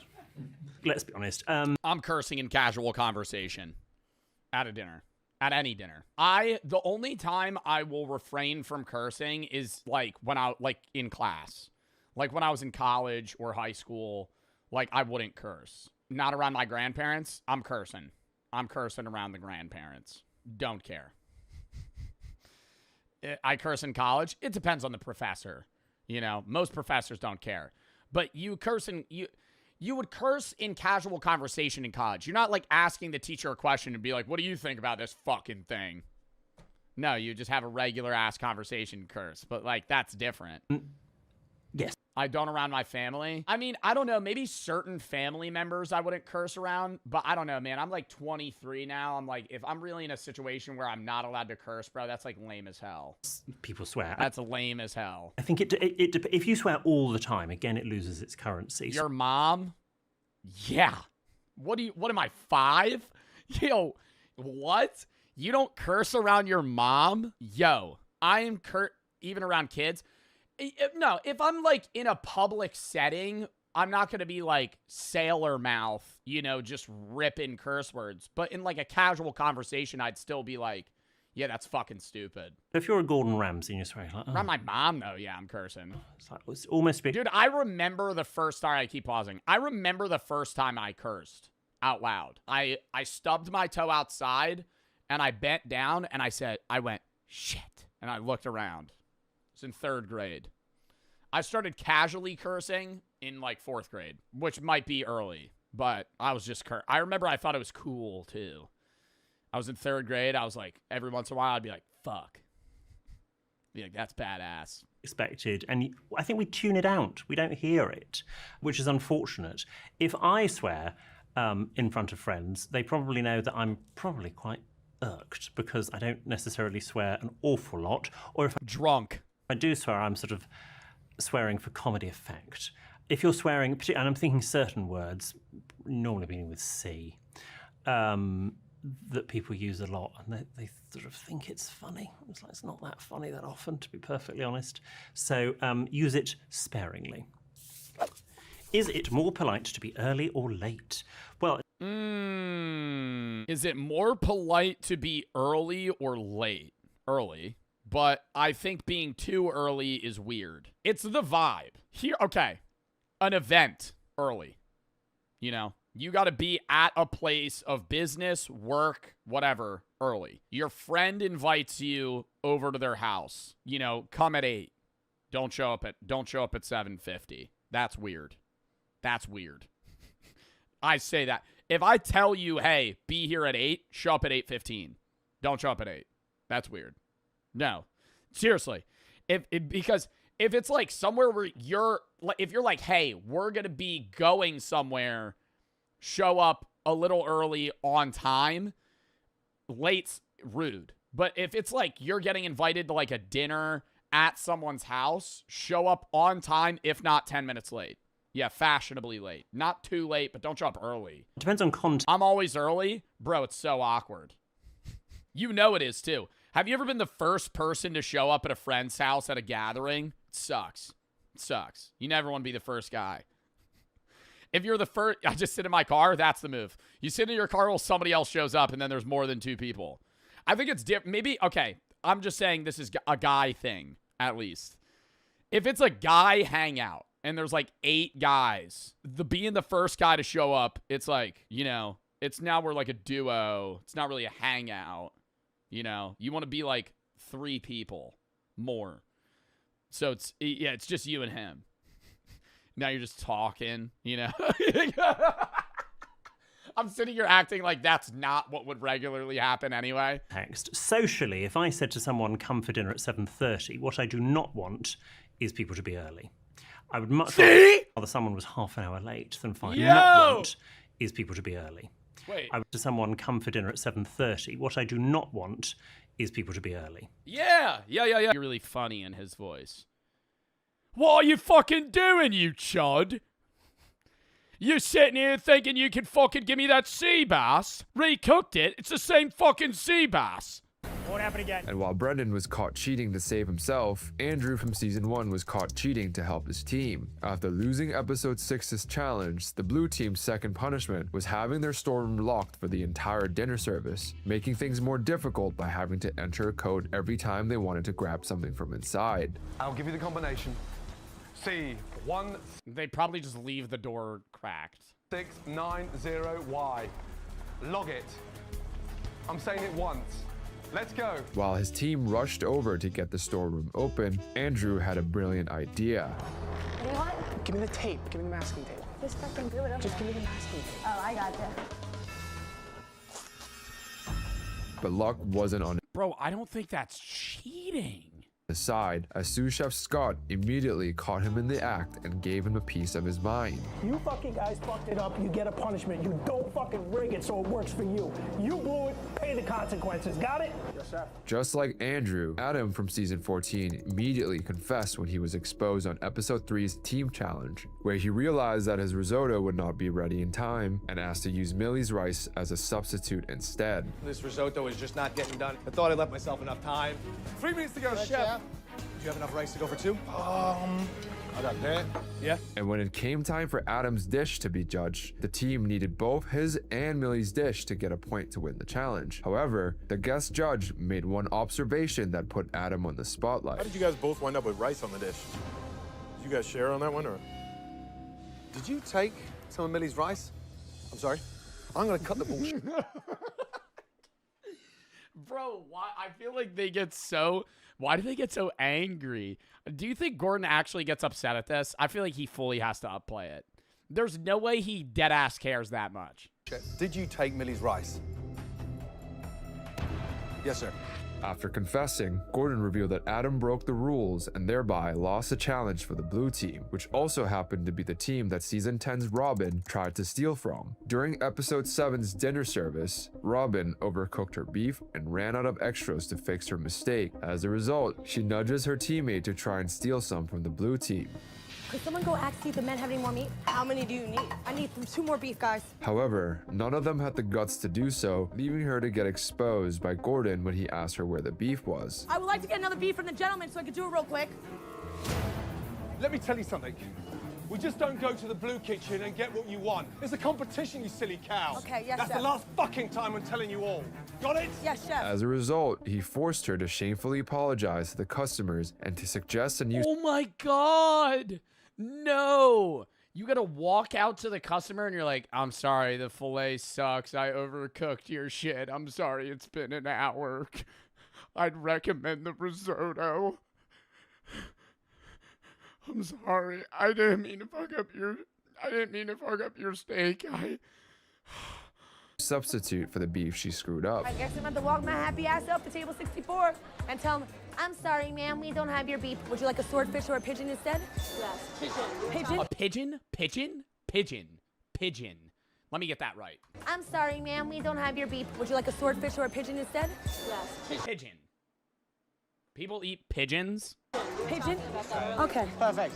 I'm not eating a pigeon. I'll have the swordfish. Robin still looked like a genius in comparison to Siobhan from season 7, who unintentionally cheated during episode 2's egg challenge, where each chef was paired to cook 4 different types of eggs in under 5 minutes. But that would be really funny if they were like, Maria ran out of pigeons for overcooking them, so she went out to the back with some cornmeal and snapped one of their necks. From then on, she actually she went outside and actually killed a fucking live pigeon to try and feed a customer. For Siobhan, Gordon specifically requested that she tackle the challenge alone as her team was 1 person short. However, all it took was her teammate Autumn asking her to join forces for her to completely abandon those demands. And when it came time for Gordon to raid her eggs, Siobhan exposed herself after failing to give him a straight answer. Just answer me the question. How long did he cook them for?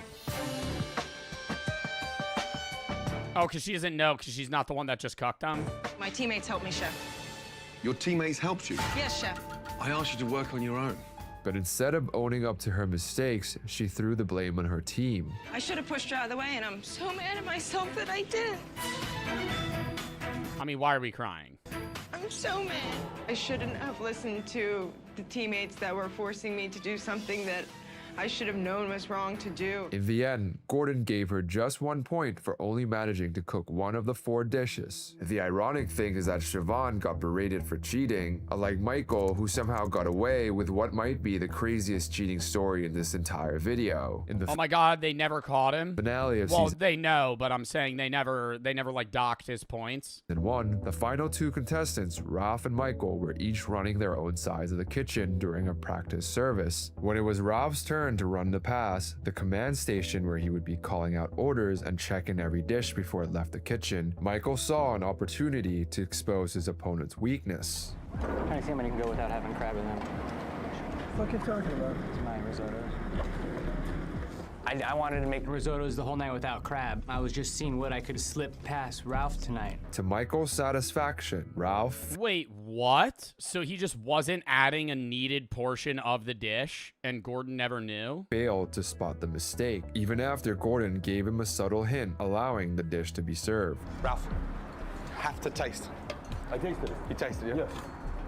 Oh, so he's not really cheating. He's just failing to see that it's wrong. I was just sort of laughing like, I can't believe he's letting him go like that. Just as Michael hoped, the dish got sent back to the kitchen, fulfilling his scheme and getting Ralph in trouble with Gordon. The risotto is bland, and then he's telling me as well, how could you call it a crab risotto without crab in there? There's no crab in there at all? There's no crab in the risotto. Did you taste it? Yes, I did, but I didn't. Come on, big boy. Taste it. And when Ralph attempted to expose Michael's sabotage, Gordon swooped in to throw the blame back on him. Michael, what are you doing to me? What'd I do? Well, because I think originally Gordon would have been mad at him for trying to con Ralph, but I think he wanted to see it play out and be like, dude, you couldn't taste that there wasn't crab in that, because that's even worse. If you're supposed to be a chef that's serving good meals and you don't know that the meat in the dish isn't there.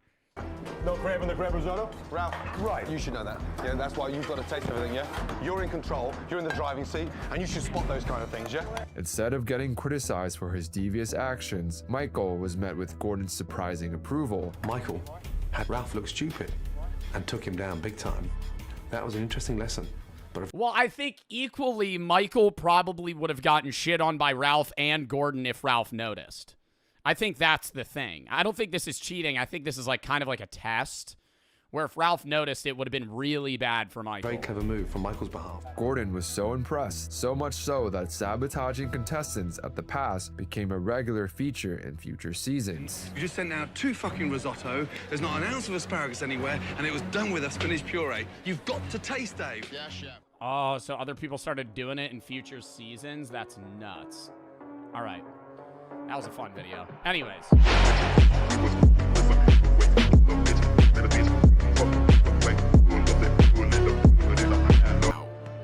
Look! Oh my god! Oh my god, he walks fine now. What the fuck? What do splayed legs mean? Worked! Look at him go! Like it didn't know how to functionally stand up? But the baby ostrich also have to learn to walk. They aren't much different from a toddler. Oh god, do they just have one toenail? Oh, fuck. Oh my god. It just has one toenail? Ugh. Different from a toddler. Oh my god. Ugh, stop. Toddler.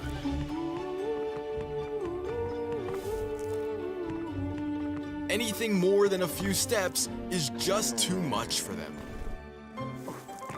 But one ostrich is just a little dumber than the rest. We decided to name him Peanut. But they will get over 300 pounds each. We can only hope they will stay this way. And by day 10, the ducks had to learn how to swim. Oh my god! They gotta learn how to swim? I feel like that'd just be like a genetic, like, wouldn't you think that ducks would just know that shit? Because they already just float. They just gotta paddle. Their feathers act as a natural life jacket. Oh my god, my babies, they grew so much. Look at them all. Guys. Yo, can we shave the weird tuft of hair on the back of this one's head? I'm sorry, I don't know. I just don't. It's I don't like that. I feel like it needs to be like this one. My babies, they grew so. Yeah, give that one a haircut, bro. He's edgy. But since they are still babies, their feathers are not waterproof. Oh my god, this one's shaking. In the wild, their mother will keep them dry.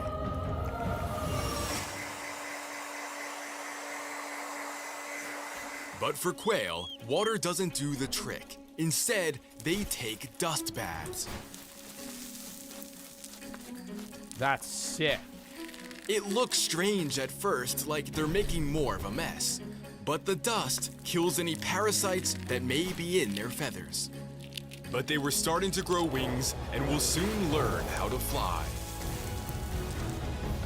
The ostrich, however, have finally learned how to walk, but they haven't learned how to... Okay, I will say I do love ostriches more than ever now, but it still is lame as fuck they're a bird that can't fly. Like, I wish they would be, that would be awesome if ostriches were that big and were able to fucking fly. They could run. Yeah, they could run, but it's like, why are you a bird? You know, what's the point of being a bird if you can't fly? Think. Look at this one. He's been pecking at the wall for 2 hours. What is he doing? I have no idea what he's thinking, but probably not much. They don't understand the concept of food. They will try and eat anything, even if that means the $5,000 camera. What is going on? This is crazy. Some of them have figured out how to drink, but Peanut... Oh, no. What are you doing? What? Get out of... Do you think, how does he know that one's Peanut? Because they all look the same to me. Do they look different to y'all? Like, maybe, yeah, one is being progressively more and more stupid. It's the dumb bird. Yeah, but how do you know it's not a different bird? I feel like he has to, like, ankle tag him. Get out of there! Are you kidding me? This is your own fault. Hello? The blow dryer managed to trip the breaker, but even with all their problems, they have never failed to amaze me. Nah, that would be so chill. Movie night with the ostriches. Oh, stop. They're all fucking cuddled up sleeping. They're the most affectionate animals I've ever owned. Especially Peanut. Within 2 weeks, the ducks had grown too big to live inside. So we constructed a massive fence so they could finally learn how to hunt. Ducks can fly, right? When do ducks learn how to fly? In the wild, bugs make up a large part of their diet. So how about a wasp nest? Yo, he should do a video where he raises platypus. Platypuses. That would be fucking sick. Just like really weird animals. Wasps themselves are too dangerous, but their larvae make a far better meal. This is a healthy snack, but the sun is the real threat. They overheat rather quickly, and panting is a sign of stress. Come on, guys. Come on, guys. So I made them a water park. And as it turns out, I wasn't invited to the after party. But in the ostrich pen... Wet socks is probably the worst vibe ever. Having sop and wet shoes. Ugh. But in the ostrich pen, something is wrong. Oh my god, did it die? As it decided to strike. But it is just too much for his little body.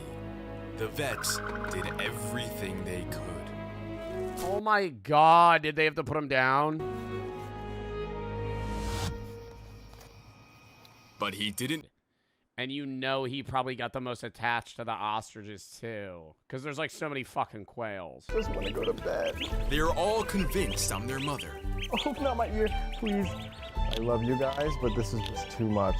They can't go more than an hour without me. Look at them all. In contrast, the quail grew more independent with age. No. Unfortunately, they had all learned how to fly. No. Now, they are fully feathered and fully grown. What does he do? Release them into the fucking wild? At that point, it's like, bro, you have too many birds. They're just flying around your fucking house. Oh my. The ducks, however, covered in piss. Why is that water yellow? Grown. Oh.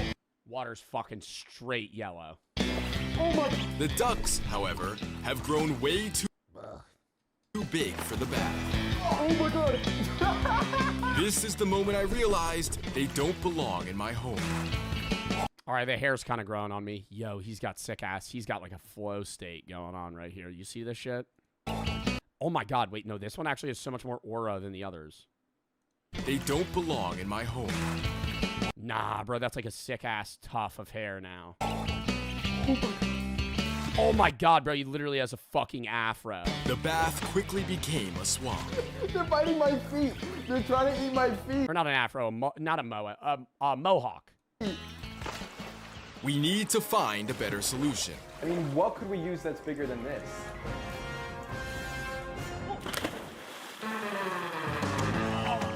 Fortunately, I had the perfect thing. So, not to brag, but this is probably the coolest He just shit in the pool. thing I've ever done.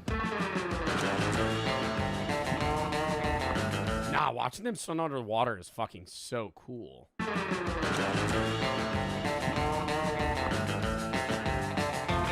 But that's when it hit me. They weren't babies anymore. None of them were. They don't belong here. Freaking disaster. I can't do this anymore. Oh my god, does he have to like let them go? They barely sleep. I haven't shaved and the house smells awful. But there is a place that's willing to take them. The only catch, they're over 20 hours away. Oh my god, road tripping with fucking so many ducks in your car. Time for a road 10 hours in. trip. I'm taking them to one of the greatest animal rescues in the country, run by someone I'm proud to call my friend. Welcome to the Urban Rescue Ranch. Bro, what? I feel like I've watched him with like Forrest Galante. What's up, Ben? This place is a sanctuary to many. Oh my god, he owns kangaroos. This place is a sanctuary to many forms of life. From an actual bobcat, oh my god, to the nicest foxes you've ever seen. Oh, it's so nice. I love the noises they make. To meet you. Have you ever heard a fox like cry really happily? Right? How are you feeling? You enjoying the summer weather? Amongst all my weeds? Oh my god. You know foxes are self-domesticating themselves. Like, in a few generations, like our generations, not fox generations, they're basically just going to be like, not dogs or cats, but they're going to be much more friendly to people than they've ever been. And the ducks, well, they got an entire pond to themselves. Oh, welcome home, guys. Oh my god, but actually having to leave them is kind of really sad, because he effectively was their mom. And the ostriches will get to roam free on over 3 acres of land. And in only a few years' time, they will look like this. Soon, they will have babies of their own, and the cycle will continue all over again. Wow. Love that video. Loved it. Loved it. Amazing.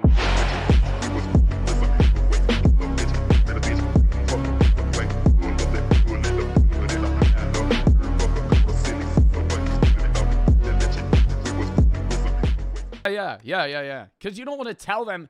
You tell them a time knowing they'll be like 15 minutes late, and that gives you that leeway to be like, oh, fuck, I forgot to do this. I got to get this done real quick. I would much rather someone was half an hour late than 5 minutes early. I'm probably not ready at 7:25, but I will be ready from 7:30. For a business meeting, however, if it says it starts at 11, it means maybe I am very proper. Starts at 11, not you rock up at 11, go to the loo, log onto the Wi-Fi, get a tea and coffee, ready, and then sort of by about 10, yeah, like a meeting, bro. Pull up 10 minutes early. 10 past 11, you're ready to start. So there you arrive a little bit early, ready to start at the time the meeting says. What do you do if you forget someone's name? I forget. Never figured this one out. I'll never know. I'll never know. I just ask. No, there's a point where it's too late. You have the first day. It's like the first hour you meet somebody, you could re-ask their name. Sometimes I'm too distracted. And then it's like 8 hours hanging out with them. I don't remember their name at all. I don't remember their name. Maybe it was Mark. Maybe James. Maybe Jared or Michael. I can't really remember, but it's like, fuck. Ask a friend. That's usually the play. The mutual friend that you met, you go, what's that guy's name? But there's certain times where you can't do that. Hating people's names. I try to. Like gyms. Like at the gym. There's people I interact with at the gym, and I don't know their name, but they know mine, and I've known them for like a year. I can't. Dude, it's well past me being able to ask for their name. Well past. Like that, how rude that would be. Hey, I know I've seen you like 50 times. I don't know your name. Keep lists of names, particularly for restaurant or places I go. But if you do forget, particularly at a party, something you'll... Say, how do you spell their name? Oh, yeah. Linux. You go up to, hey, how do you spell your name? How do I spell Mark? Really? How do I spell Todd? That's a bad play. You're assuming that they have a complicated name, If they're a guy, realistically, if they're like a random guy, they probably have like a very simple name. Ask for their Instagram. Then they go, oh, it's just my name. I've had this happen. Be like, oh, you type it in. You got to ask them to type it in. Very good friend Bob comes over to say hello to you. You have to introduce Bob. Ask for their Snap. Yeah, and then it's the Snap username they had when they were in 3rd grade, and it's Fluffy Banana 83. It's not even their fucking name. And the person whose name you have forgotten, you can do one of several things. You can either go, I assume you two have met. And then hopefully they go, no, we haven't. Hello, I'm Bob. Hello, I'm Steve. And it's fine. Or you do the introduction. You go, Bob, I'd like you to meet. And you go, I'm so sorry. Please remind me of your name. Steve. No, Steve, I know your first name. I meant your last name. Jones. Steve Jones, may I introduce Bob Smith. And you do it that way round. It's a complete bluff. Steve might clock to what you're doing, But again, he doesn't have to flag that he knows what was happening there. What are the best biscuits for dipping? Oh, who gives a fuck? How has social media impacted etiquette? What are the best biscuits for dipping?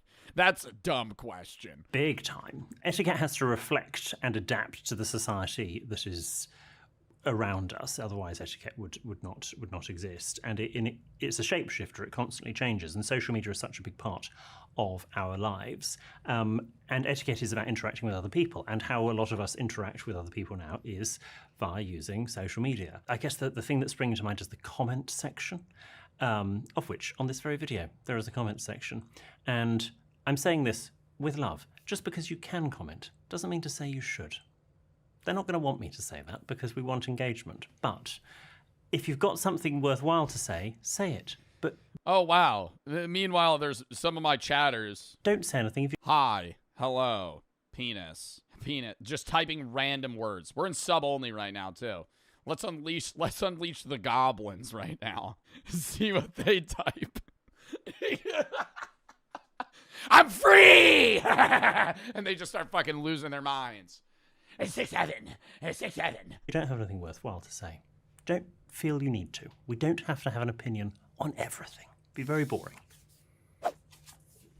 Should you wear shoes inside?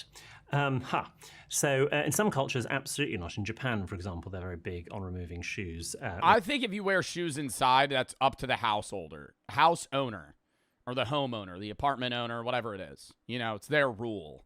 If I see shoes at the door, I'm usually taking my shoes off. I don't like to. I've said this before. I'll say it again. We're going back in subtly. I said it before. I'm saying it again. I think that taking your shoes off inside is fucking pointless, right? I would rather keep them on. I'm not going to be, rude and refuse to take my shoes off, though.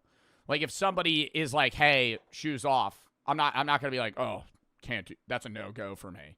I'll probably take them off if I even think that it's a shoes off place. You go into someone's house. What if they're dirty? Yo, what am I, walking in fucking poop? What do you mean dirty? What are your fucking shoes covered in, man? I don't love taking mud. Like, yeah, there's dirt on the bottom of your shoes, like little specks, man. Off shoes when I go to someone's house, unless, of course, I've walked through a field. They're caked in mud. They are very dirty. If hosts are that worried about their carpets, their floors getting dirty, just don't invite people round. Go out to a restaurant or something. However, their house, their rules. That's crazy he's having this take. So if a host does want you to take off the shoes, it would be very churlish to sort of refuse to do that. If you are one of the sort of the shoes off brigade and you want your friends and family to take off their shoes, make sure there is something, for them to sit on to remove their shoes. It might be fine for a 20-year-old to sort of whip off their shoe whilst looking like a flamingo standing on one leg. But actually... Oh, yeah, no. I feel like age is going to play a factor, too. It's a bit fucked up to be like, to an 85-year-old, like, grandma, it's a shoes off household. They're wearing, like... They're using a cane to move. Yeah, sorry, you're gonna need to take those off. Like, that's fucked. Yeah, no, if you're old, it's like, but that's also just like, I think old people could kind of do whatever the fuck they want. An older generation might want a small perf or something to sit on, so make sure you've got one of those handy. Are Irish exits okay? No. Love an Irish goodbye. Love an Irish goodbye. I hate when people do it to me, but dude, just leaving. just fucking leave. What? An Irish goodbye is when you just leave. Don't tell anybody you're leaving. Just walk out. Honestly, you also usually leave when nobody notices you're leaving. Be like, oh, I'm going to the bathroom real quick. Take a piss. Nobody's around near the front door. Just walk out. just fucking. Maybe you tell the host. If you're at like a party, like that's usually what it'll be. Like, if I have people over, so you ghost them? Well, no. Like, you would tell dude, it's like, say you're at a party, there's like 20 people, bro. I don't want to say bye to everybody. And then it's really weird, and you're like, all right, I'm leaving. And then everybody goes and looks at you. Just fucking, you walk up to the person and be like, I'm leaving. Anybody in the area, you say bye to, and then you just fuck off. Not really. I mean, the only time, I think I did one once where it was at a wedding and the couple was so paralytic. I thought even if I do say goodbye to them, there's not a hope in hell they're going to remember it. So I did just go, and my taxi had arrived and had sort of been waiting. They were that fucked up at their own wedding? Sufficiently long enough that I was going to start getting charged. But no, generally you do at least need to say goodbye to one, if not both of the hosts, whatever you are at. Isn't life a bit short to be worrying about these things? Unless you're at a bar. But that's a little sketchy. If you're at a bar and you just leave, like normally my friends would tell me they're leaving if they're at a bar. Because if somebody just left, I'd be like, are they like drunk driving home? I'd be like, because usually you kind of Uber like with other people. Yeah, at a bar, it's like you're kind of in a group. You're missing the point. What if they get kidnapped? Yeah. Well, I also think men Irish goodbye more than women. Because it's like, that'd be like unsafe. Like if a woman just disappeared out of a group, I think other women or men in that group would be worried. They'd be like, where did this person go? I don't think life is too short to worry about other people that Irish goodbye. It's usually like guys. Like my friend Jay will just leave. I'll just walk out. people's feelings. I think life isn't long enough. Do Jen's... Or he'll walk, dude, if I'm the host, he'll be like, I'm Irish goodbying. So it's like, it's not really an Irish goodbye, but he's only telling me that he's leaving. That's where you tell the host. You tell the host, you're like, I'm leaving. And then you just walk out. Zed have no etiquette. Do Gen Z have no etiquette? Chat, would you guys say you have etiquette? I actually think Gen Z are probably more aware of how their actions impact others than generations above them. Certainly from my own experience, when I have had millennials come up to say hi to me in the street, and I am a millennial. He went millennials. They're quite entitled. They sort of feel as if you have to stop and talk to them, and it's sort of their right that you do that. Whereas all the Gen Z people are so cautious. They're conscious if I'm chatting to somebody already in the street, they will wait until I finish my conversation. They will come over and say, oh, I'm so sorry, would you mind if we just awfully sort of said hi or got a photo? So no, it's not all doom and gloom with Gen Z. Have you ever had... Nah, I think that's person to person, bro. That's not generation shit. You know how many times I've ran into people that I haven't seen in a while at like a gas station, and they're like, oh, let me take this time to have a 20-minute conversation. And I'm like, bro, I gotta go. You know? If I see somebody I know, I'm just like, yo, what's up, bro? How you been? Good? Oh, awesome, bro. All right, I'll catch you. Like, fuck. A pajama day. Yes, when I was ill in hospital. But other than that, I wear clothes. Pajama day. Okay. Thought you might dress up for the occasion, but there we go. Oh! Start the car. Is lying okay to be polite? Oh, great. Ooh. Yeah, like little white lies. Yeah. I think that's fine. Like if it's something like, does this look weird? No. You're indifferent. You know, it doesn't look weird, but it's like, you know, you kind of get what they're saying, but you just don't want to fucking have them like freak out and be like insecure about their outfit or something. No, it looks fine. Let's go. Big question. Yeah, if it protects someone's... You're lying to Brooke? No. ...feelings, then yes, I think it's okay to... A little white lie is fine. A small lie, nothing sort of massive. You know, that's a lovely shacket, for example. You could say, just riffing. What a lovely part of the world we're in. It's so quiet. You know, that would be fine if you want to sort of lie to protect Why would you just randomly do that? Feelings. Like you're just... but yeah, I feel like a white lie is like somebody asks you a question and you respond with a lie to make them feel better. I wouldn't... If it's a malicious lie, then that's when it's not. Yeah. Then it's not good. What is your pet peeve when it comes to etiquette? It's niche. Probably doesn't annoy many other people. When people say, you can't toast with water, it's unlucky. That was correct 500 Never heard that. years ago, where the water was full of cholera. We're very... The only restaurant for 913 square miles. This video is like 12 years old, but it popped up on my recommended, and it looks fucking interesting as shit, so we're watching it. In Guthrie, Texas. I feel like when you look at a map, let me pull up a map of Texas. I know people live all over Texas, but when I look at Texas, I go, okay, people live, like Texas is bigger than most European countries, like almost all of them. When I look at Texas, I go, people live here and right. Like, I don't know anything that goes on in this part of Texas. Lubbock, Midland, Odessa, but there's still like thousands of people that live there. Mountains and it's probably the, oh God. In Guthrie. Are isolated from the world. 90 miles from Lubbock. We're 60 miles from a Walmart.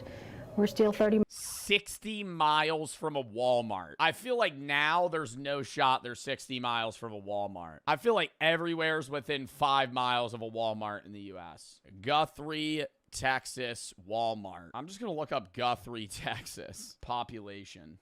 That's how we'll know if they got a Walmart. 151 people. Okay, so my chat is larger than their town by a very large margin. miles from a doctor. People that live in this community. How far from a doctor? Still 30 miles from a doctor. 30 miles from a doctor. So if you get gravely injured, you just die. People that live in this community are very self-sufficient. Today we're going to see how much you remember. All right? Something that means repetition produces impeccability. Yeah, this is what's... Okay, it's not... There's no way it's this outdated anymore. This is... Wait, actually, chat, what year does this look like it's from? And then I already told you how old the video is. This is from 2015. Does this not look like 1995? Like, this looks like actually like 2002. This is from 2015. I was going to say, oh, it's old, so that's why it looks like this. But even for 2015, this is an outdated classroom. You need a shave, I could tell. I could also tell your current razor isn't good enough for you, pal. You know what is? Dollar Shave Club, the sponsor of today's video. This limited edition Dollar Shave Club X Call of Duty Warzone starter kit ensures that you can upgrade your shaving game. Not only does it include the no-slip tactical grip and 2 6-blade cartridges, it also has a juicy lube strip to ensure that you get the perfect glide every single shave. And every kit includes a bonus code to unlock in-game Call of Duty Warzone content. What a deal. Not only do Dollar Shave Club blades offer pivot precision, enabling you to maneuver your shave in a smooth and efficient manner, but it also has longer lasting blades, so you don't have to replace your cartridges all the time. So make sure to click the link in the description and get your limited edition Dollar Shave Club and Call of Duty Warzone starter kit to better your shave, as well as get some in-game bonus content. Hey, while you're at it, pick up some Dollar Shave Club butter. Thank you to Dollar Shave Club for sponsoring this video. And let's get back into it. We have 110 kids. Bro got on the whiteboard 10 Mondays till Christmas.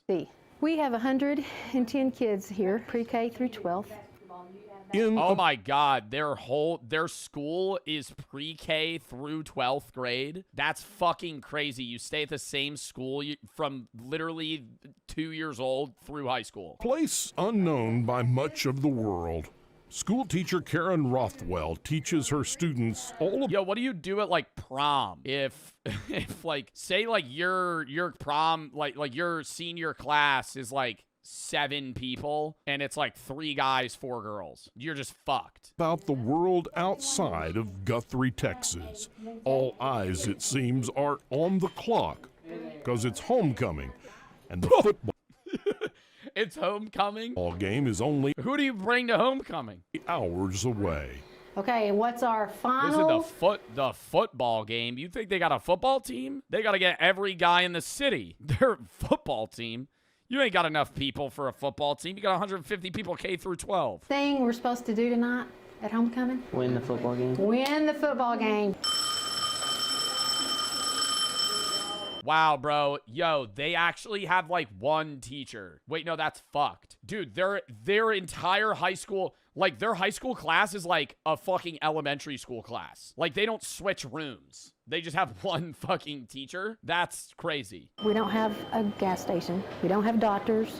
Don't have a gas station. Where do you go? Where do you get gas? What? Why would anybody want to live here? We don't have a movie theater. We don't have a DVD place. And we don't have restaurants. Don't have restaurants. Tonight, it's homecoming. We have a double header. We have a junior high ball. Yeah, but they still have a $500,000 football stadium. They have a better football field. Wow, that's Texas for you. No gas station. No gas station, no Walmart, no doctor. They still got like a state-of-the-art football stadium. That's fucking nuts. Game and This is like a better football field than like most high schools. and a high school ball game back to back. That's like 50K, way more than 50K, bro. Football, like not a stadium. Football fields are expensive. Our football boys are 5-0 right now, and they're ranked 5-0. We got Big Texas on this team. How the fuck are they 5-0? They got 4 people on their team. second in the state, and so we've got a good bunch of boys. Second in the state in Guthrie, Texas. What are they feeding these kids? No, right now, and they're ranked second in the state, and so we've got a good bunch of boys, and we've got lots of people. You're kidding. Second in the state in their group, right? It would be like, yeah, 1A. They're second in the state, not overall. They're second in the state in like their group 1. Coming to watch them. Well, it may be 6-man football, but the intensity is just the same. It's Their football team has 6 people. That's a thing. They have 6-man football. Well, how do you even run that? Are they both two-way play? Is everybody a two-way player? You're a 6-man football team. What do you like? The QB's also the kicker, or like, how does that work? It's always a big night in Guthrie when the Jaguars take the field. Is there any way to view this place in 2026? Any of y'all got a video of Guthrie, Texas today? Thing is, the first play of the evening seems to be a handoff of 2 bags of lettuce. Okay, boys, y'all slice these up and put them in the bags, okay? Dion. They're cooking? What is happening right now? They have to make food before the game? A big deal. It's the Why are only they cutting lettuce? place to eat. Keep going. All the way. Come on, come on, come on. There you go. In this town, and the entire county for that matter, the concession stand at the football field is the only dining establishment within 913 square miles. And it's only open during football games. Put them right here. Karen Roth. Yo, bro, so there's people that aren't even coming for the game. They're pulling up for the food. Like, there's 913 square miles. Bro, it's not 913 miles in one direction, chat. It's square miles. Well, is the class sponsor. Which is a lot smaller. But The wagon boss, if you will, of the Jaguar Gridiron Grill. yo, how do you bring somebody on a date? Like, if you live in this town and you're like, you want to go out on a date, like, do they actually just have to drive 40 miles to the, like, next city or town? The purpose of the concession stand in Guthrie is the juniors.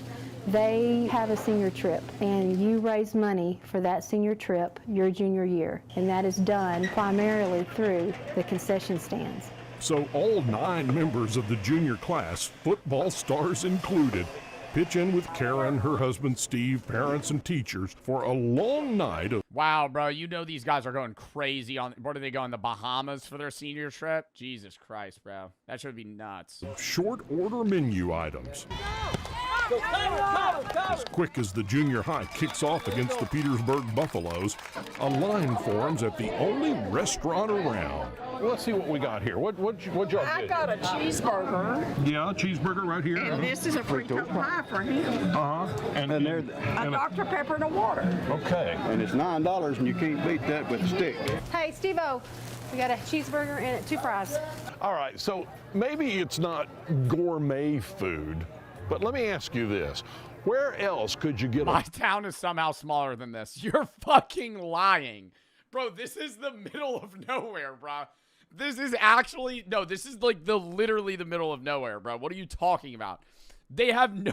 They don't have a gas station. How do you not have a gas station?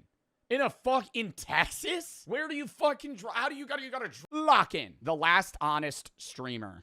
It's a video about queso. And the internet loves the spectacle. The bigger it is, the louder it is, the more expensive it looks, the better it performs. Look at the top of Twitch right now. It's flooded with million-dollar mansions, celebrity subathons, streamers buying their 10th dream car. Everything seems to be built around the question, how... I don't know. I'm gonna have the take that I think the streaming world is pivoting back to desktop. And I think Jinxie and Queso are paving that. I think that there was this like year-long span of like IRL, big event, blah, blah, blah. And you? Well, no, I'm like way behind them on the streaming sense. On YouTube, I'm bigger than Jinxie, not Queso. But no, like Queso and Jinxie are like the desktop guys, you know? Part of becoming an adult is going to the doctor and checking on your health. But making an appointment and even finding a doctor can be a pain. And that is where ZocDoc, the sponsor of today's video, comes into play. ZocDoc makes it easy to find local doctors that fit your needs and insurance. Just input location, type of doctor needed, and when you want an appointment, and ZocDoc will show you nearby doctors that you can schedule right away with the click of a button. I have alpha-gal, or the red meat disease, and before I knew I had it, I just started having symptoms of it. I was breaking out in hives constantly, and I had no idea what was wrong with me. I had never been to an allergist in my entire life, and I had no idea where any of them were or how to even get in contact with one. And when I went on ZocDoc and I searched up allergists, they showed me all the ones in my local area and helped me get an allergist that I needed. Being young does not equate to not needing appointments. Keeping your health in check matters, and ZocDoc is there to help you be proactive for your health. They have more than 150,000 providers with over 200 specialties in all 50 states. They also have real patient reviews and doctor profiles to help you find who you want. If you have a problem, get it checked out. And if you're young, get checkups. Even if you feel fine, it's great to stay proactive and have a baseline so you know when something's going wrong and when you need to change something alongside your medical practitioners, which you're able to find with ZocDoc. I know it seems small, but clicking the link in the description is the first step in prioritizing your health. Go to ZocDoc.com/Bartolozzi to get started and check that appointment off your to-do list. Thank you to ZocDoc again for partnering with us and for helping us take better care of our health. How much money can we burn on camera? And then there's this guy. Queso is in a 720p webcam in a dark room wearing a hoodie. Playing Fall Guys still. 50K viewers. Playing Fall Guys in 2026 and still pulling 50K views. Bro, that game is dead. That game is dead, and it's still so entertaining to watch him play it. That's like the weirdest. I think about that constantly. I'm like, Queso still plays Fall Guys. Like, that is, dude, he plays Fall Guys, and he has fucking 100x viewers versus Fall Guys player base. Like, I think he is single-handedly keeping that game, like, afloat. Like, monetarily. Like, I think if Queso didn't play Fall Guys, that game would just be dead. Like, no one would play that, and nobody plays it. Right? How many active players are on Fall Guys? This only might show Steam stats. Right now, there's 640 people on Steam on Fall Guys. That's excluding console players, but it does say on average, Fall Guys averages 1,000 players. That's bad. What's like a normal game? Like not Subnautica 2 or something that just dropped. What's like a game that's not popping but isn't dead? Don't say Fortnite. Fortnite's fucking still huge, even though it is dying. What's like, like Overwatch, or, you know, like Marvel Rivals. Marvel Rivals is like a forever game. It's not like popping, but it's still huge. Yeah, they have 114,000 people on Marvel Rivals right now. 114K. Wow, they've actually been like doing pretty well. What's Overwatch at? I'm just curious. Overwatch is 64K on Steam, but they also have other launchers. It's interesting, because on paper, he's doing almost everything wrong. His production quality is kind of garbage. Queso, where'd he come from? 200,000 viewers playing Fall Guys yesterday. Yeah, it wasn't even zoomed in or cropped. His setup isn't designed to be some massive content machine. Half the time he's live, he's playing some random game most people have never even heard of. Your costume sucks. It's the slot machine, bro. It's the meta. Playing indie horror games is infinite content. There are, dude, I actually could play 5 hours of horror games every day for the next 6 years. There are like 100 new horror games a month. Sucks, kid. I mean, and they're so fun though. It's just straight slop. It's like, dude, it's feel-good content. Why don't you? I do. I play horror games every week. Not as much as Queso, but I play horror games a lot. Your entire job is getting people to watch you. You don't turn down a Mr. Beast video. But no, you don't. I played The Family Trip the other day, which is a game where you go camping with like a divorced family and then everybody just dies. Like there's no plot. There's no plot. It's just funny though because the characters are so stupid. It's like, dude, oh my God, I was so high in that too. So did. Queso did not respond to my message. And somehow. Bro, Queso don't be collabing. Queso don't be fucking traveling. Queso don't do really many sponsors. Queso actually could be, Queso's already still top 5 biggest Twitch streamers. Queso could be the biggest creator on YouTube, gaming, and Twitch-wise. Not even close if he just streamed with people. Like, collabs is like a cheat code for views. Like, if you fucking stream with another guy that's bigger, all you gotta do is just stream with people that's why you see all these top guys just stream with each other. Like, you see all the core guys stream with each other because it just fucking fills their view counts. Like, if Queso and Jinxie stream together every day, Queso would average 100K. Despite doing the opposite of what the internet tells creators they're supposed to do, he's still one of the biggest streamers on the planet. How does that happen? Oh my god, he has the perfect audience, too. The honest answer is that none of this should have worked, because Queso's had the odds stacked against him since day one. Case Baker grew up in rural Arkansas. His hometown has a population just over 1,500. Holy shit. Queso's from Arkansas? I knew he's from the South. I didn't know what state. Hometown has a population just over 1,500. It's the kind of place where a new Walmart makes the front page, and where the church... Oh my god, that's big news. That's big news in that city. Churches outnumber the stoplights. Towns like that don't have a lot going on. So, as a quiet kid, Case did what quiet kids in quiet towns have always done. He disappeared into a screen. In this case, a PlayStation. Call of Duty on repeat. Disappeared? Bro, I just feel like if you're a kid in Arkansas in like the early 2000s, because Case was like, what, 26, 28? I feel like, bro, you just playing old Call of Duties and riding dirt bikes. And when YouTube started blowing up in the going fishing early 2010s, he was right there watching Nate Shot and Queso was not 19. Are you guys on crack? Queso was born in the 90s, chat. Queso was way older than 19. That's an inside joke? Oh, does he say he's 19? Optic guys built something that didn't exist. Does he say he's 19? A decade earlier. He watched gaming turn from a thing you did after school into an actual career. Well, how does this sound? Making a living and even a small fortune just playing video games. The biggest names were clearing their parents' annual salaries in a single weekend. And after watching that, it became Case's dream job. The problem was, he knew the odds, especially in his situation. His Wi-Fi was barely good enough to even watch YouTube. Uploading to it or streaming on Twitch, forget it. So he buried it. He graduated high school, bounced between jobs, often working 2 at a time, just to keep the lights on. For 6 years. 6 years of clocking in somewhere he didn't want to be. 6 years of watching other guys his age blow up online doing the exact same thing he'd given up on. But more boring. But more boring. Dude, I think like 2019, this is just like, it's obviously a subjective take, but I think the streamers that exist now are objectively more entertaining than the streamers from like 2018 to 2022. Bro, most of Twitch in like the Fortnite days was just people that were good at video games and had no personality. Like, there were guys that weren't that, but like pre-COVID, most of Twitch was just pro gamers. Like, that's it. By the end of it, Case was broke. Burnout. Like Ninja and Myth, Daquan, they were like the first personalities. Tfue, like they were the first guys that had more to say than he's cracked. Ludwig, bro, Ludwig blew up in like COVID.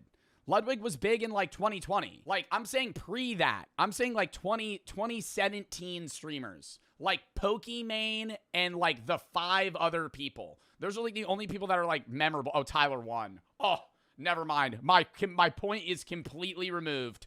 Tyler 1 was the pinnacle of streaming. Oh my god, that guy was so entertaining. He still is so entertaining. Dude, oh my god. Tyler 1 days when he was banned from League, Delore. Never mind, I'm wrong. There are gems. There are gems, but they're far and few. That's Queso? He was 1 bad week away from walking into a recruiter's office. That's AI. And signing up for the military. Then his mom stepped in, and she asked him the question that changed everything. Why not take a real shot at Wow, Queso was going to join the military. the whole streaming thing? What's the worst that happens? Now, streaming is one of the most That is him. It's just an older photo. jobs on the planet. And if Dude, I'm going to have the take that I think Queso could just no warm-up bench 315. Like, he just has that fucking barrel build that's just like, he could just he could just sit down on a bench, hit 315, get up and walk away. If you're like Case, trying to pursue it full-time, you need to understand. It's not hard when you weigh 400 pounds. Queso does not weigh 400 pounds. There's levels to this. How tall is Queso? Bro, he probably was like 280, 300. if he's like 6'2", if he's like 6'2", he probably was like 300 pounds. Bro, weighing 400 pounds? I don't think you've ever seen somebody in real life that weighs 400 pounds if you think Queso weighs 400 pounds. Level 1, you can quit your job. Level 2, you're living large. And at level 3, you're the top 1% of the top 1%. Now, there's no direct Sorry, what levels did he just say? levels to this. Level 1, you can quit your job. Level 2, you're living large. And at level 3, you're the top 1% of the top 1%. Now, there's no direct translation from Twitch viewers to money, so for the sake of the example, we're going to say you reach level 1 at around 100 viewers. Once you're there, you can take the leap to streaming full-time, which getting there sounds totally reasonable. That's a very fair assumption. I would agree with that. I think it really is an average, because Twitch viewers is so fluctuative on income off subs, how many cyclical chatters you have, how many hours you're streaming, and how many ads you're running, that like, to be able to stream full-time, I would say you have to average between 60 and 150. It varies depending on audience. Like, you could be a 60-viewer streamer and be full-time, but, like, the average full-time streamer that wants to make, like, 35K annually, you probably need, like, 120 viewers, and you probably need to stream, like, 50 hours a week. It's not.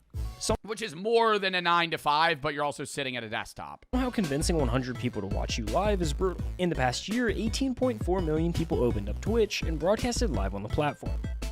I want you to guess how many of them actually made it. Wait. What did he just say? How convincing 100 people to watch you live is brutal. In the past year, 18.4 million people opened up Twitch and broadcasted live on the platform.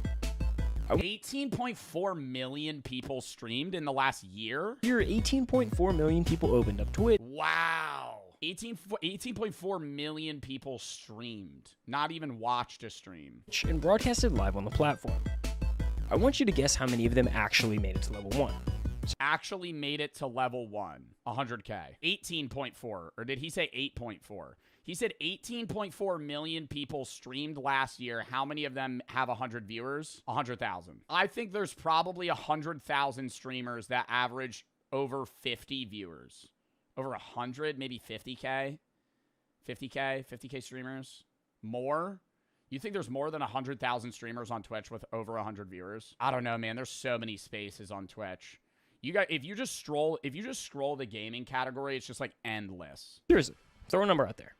The answer is 165,000. That's not that far off. I actually lowballed it. 500. Yeah, 165,000 full-time streamers. 36. That's less than 1%. For every person who gets to level 1, there's 100 that don't. Every big streamer you see today spent days, weeks, if not months streaming to an audience of 0. I mean, take Jinxie for example. He streamed to just 5 viewers for a year and a half before he ever made it. 5 viewers? He's grinding! And I'm throwing all of these numbers at you for a reason, because without them, you wouldn't understand how truly insane what happens next is. Okay, so hate to interrupt myself here, but let's say you're like Queso and don't love your day job. Maybe you're not all that interested in streaming.com to start your business today. Queso hit level 1 in the first hour. God, man, it's like a fucking mind virus. You just know when an ad's coming. 1 in the first hour of his first ever stream. And he didn't just get lucky. Hey, yo. Wait, what? Queso averaged 100 viewers in his first stream? Today. Because in like 24 hours, y'all took me from nothing to crazy.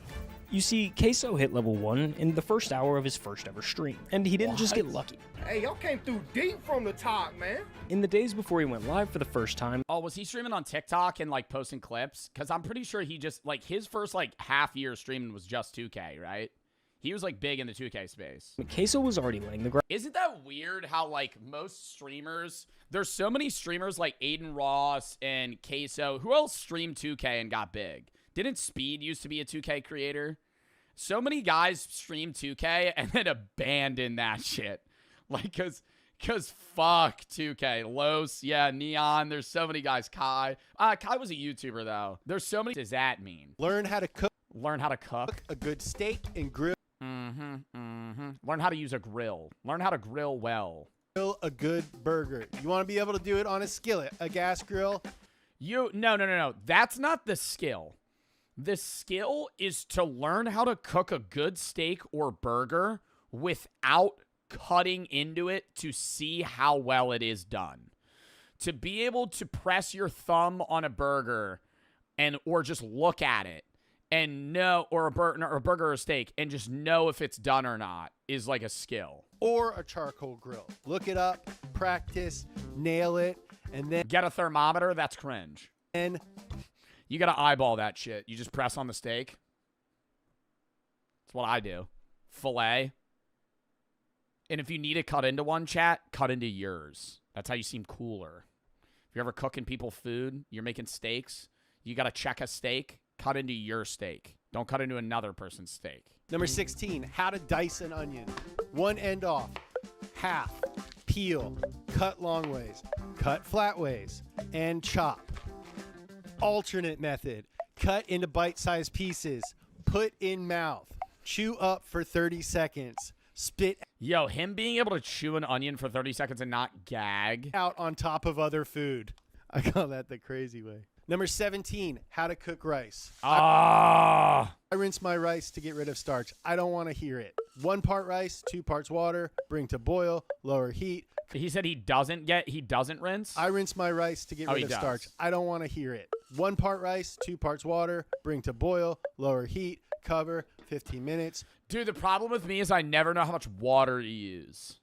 And I eyeball it. And I always use way too much water. Way too much water.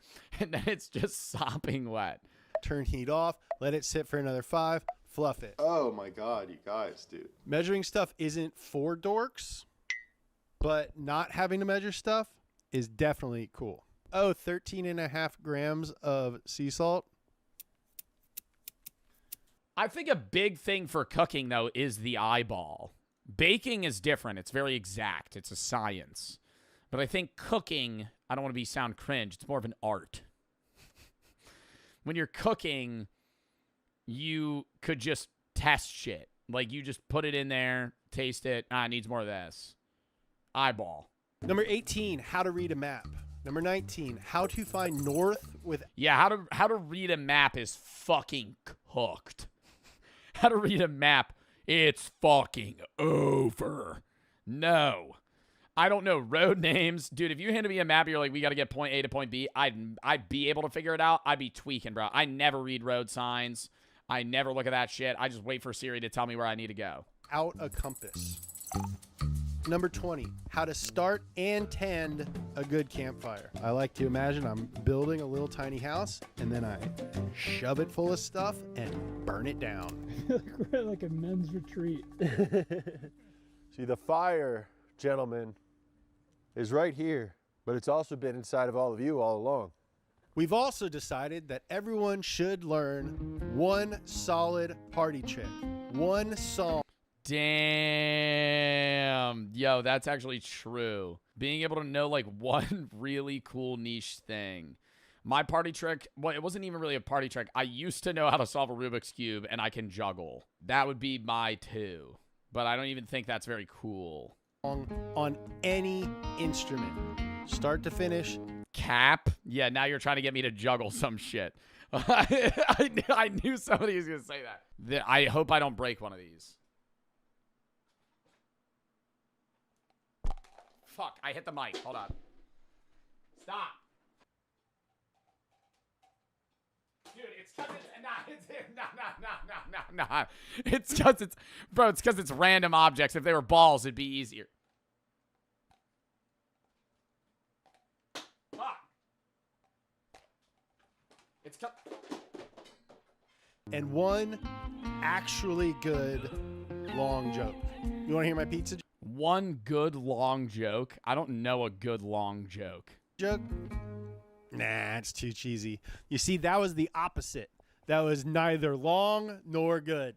24. Discovering that Zach knew how to tie sick knots was one of the most inspiring moments of my life and inspired this video. So I said, Zach, my brother, give me the first 5 most useful knots that everyone should know, and I'm going to learn them. All right, 5 knots. Knot number 1, the bow line. Bunny comes out of the tree, around the tree, back down the hole. This is good. Yo, are you fucking kidding me? I don't know how to knot anything, dude. I know how to tie my shoes. If I had to make a knot, I would just loop it and tie it. Wait, I'll do it with tooth floss. Like, if I was tying a knot, I'm going to go like that. Like, say I have to tie this. I would just go like this, pin it through, tighten. I would probably do it again, and then I'd probably do it, like, through one of the other knots that I kind of, like, loosely knotted. That's just a regular knot. Might as well use the tooth floss. If you find a mare on an island and you want to make some stirrups. Next is the butterfly loop. If you have a damaged piece of rope, you can still use the rope if you put the damaged part in a butterfly loop. So now this rope... That's a sick-ass knot. ...is just as strong as it was, but if you had a little cut piece of rope, it would no longer be in the way. Okay, to join two pieces of rope, you might think to use a square knot, which I do sometimes. It's not a big deal. But technically, a sheep bend is better in case you have different sized rope. See, I'm not learning it that fast, though. Yeah, this won't slip where a square knot could. I feel like this is something you have to do yourself. You can't just watch it. But if they're really different sized ropes. Taut line hitch. This is good to have an adjustable loop at the end of your rope. So now if it's under tension, it won't move. Yeah. But then if you slide... Oh my god, you could slide it around. Yo, this is some expert-ass shit. This is a fucking... This isn't even a party trick. This is the guy you want to go camping with. Perfect. Hang up the fucking hammocks, man. Oh my god. A fucking tightening and loosening knot. For if you find a mare on an island and you need to make like a lead. Trucker's hitch. Somebody in our camping video said, hey, nice trucker's hitch, and that meant a lot. Really good for, like, if you were putting something on a truck and you want to tighten it down. As you pull, you've got like a ton of leverage. When am I ever using that? When am I ever using that knot? Like, the other ones, I could see... Dude, the last one where you tighten it, I could see that shit. Like, I'd hang up a hammock. Or the other one where, like, there's a broken piece. Like, yeah, say I'm in fucking survival situation. Or, like, I'm camping, my knot breaks. When the fuck am I using this? You just take a loop like this and push it through. And then if you want to release, you just pull this. And it'll all come apart. Run free, mare. 5 knots. 5 knots. Easy. Wow. Number 29. Learn how to give constructive feedback. Because feedback without a path forward is just criticism. So be kind, but don't bury the message. This isn't a I gotcha, you're in trouble moment. This is a, oh, how can I help you do a better job moment. You're not like scolding somebody, you're helping them correct their thing. Number 30, how to give a good toast or speech. I've seen a lot of these. A good toaster speech, bro. I feel like that really comes down to like social skills. I think you could have a lot of moments where people are like, you got to do the toast. You got to do our thanks. And it's like, all right, you're really putting me on the spot here. But it's like in the right time and place, you just know what to say. I think just say something that's like mildly philosophical. That's not one that's so fence-sitting that like everybody can relate to it. Cheers to this family. It's an honor to be a part of this with you guys. I love being able to share these small moments that we have with each other. I know we don't meet each other often. We don't see each other often. But I always think back to you guys when I think about the holidays. And it's an honor to spend them with all of you. Just and then just like go off that. Like literally just be like some lame ass fucking... Oh, you know, I love this. We're all living together. Like, just like some fucking let's hold hands and go, some fucking shit. Just come up with some shit where you can fucking hold hands and be like, you know, life's awesome. Some peace shit. And there's a lot of pretty bad examples presented as good on the internet. It's not about you. Have a plan. Keep it short. Don't make it about you. Oh, God. Who the fuck would make a Cheers about themselves? Ugh. No inside jokes. I know it's tempting, but you're trying to make more than one person laugh. No negative stuff. Speak from the heart. Dude, learn how to give a fucking best man speech. Learn how to give a fucking best man speech. You kill that shit. That's what dude, that's like a nerve-wracking thing. Or give a wedding speech. Just learn how to give a wedding speech. And learn how to speak at a funeral. Could be very emotional. I think that you should know what the fuck you're gonna say at a fucking funeral. Just, you know, pay thanks, you know, fucking talk about a dead person. Like, that's something. And if it's a best man speech, Mention the bride. It's not a Oh my God. speech about how good of friends you are with the person. Yeah, it's always, dude, best men speeches, it'll always be like, yeah, you're such a great guy. I love you, man. You got to pivot that to, you guys are great for each other. You know, I've known you my whole life, and when blank and blank met you, it was, you know, I could tell you guys were a match. You're great for each other. Blah, blah, blah. Glaze. It's about those two people. I remember I met Jared in 6. I don't fucking care. When did he meet Nah, I think sometimes that's a funny story, though. Evelyn? That's what we're here to do. Number 31, learn how to memorize names when you're meeting someone. This is an old trick. I know a lot of people do it, but I try to do the thing where I use their name 3 times in the conversation, and it's okay if you get caught. People like, dude, learning how to learn somebody's name is so fucking hard, because I'm always like, yo, nice to meet you, I'm Joe, and I immediately start going, I just need to talk to them, and I always forget their name. But what I've gotten better at is just being like, sorry, what was your name again? Really quickly, though. You have like a shot clock. You have like 10 minutes after you meet the person to re-ask them what their name is without it being disrespectful. And that's when you got to ask him, you know? I literally when I was in Austin, met one of the guys, met like 3 people, and I was so focused on saying my own name that like 5 minutes later, I was like, don't remember any of their names. Immediately walked up to him. I was like, what's your name again? And he was out of town to go pick up gas. By the time you get back, you're a half tank. Burger, where the beef comes from a cow from a ranch that's right over there. What did that shirt say? 1 town, 1 school, 1 family. Oh, God. Right over there. The Gibson Ranch, They have a 2-pump station now. Masterson, the Pitchfork, and the Sixes, and they all generously donate beef to us. The Jaguar Junior High makes it look easy with a 40-0 win.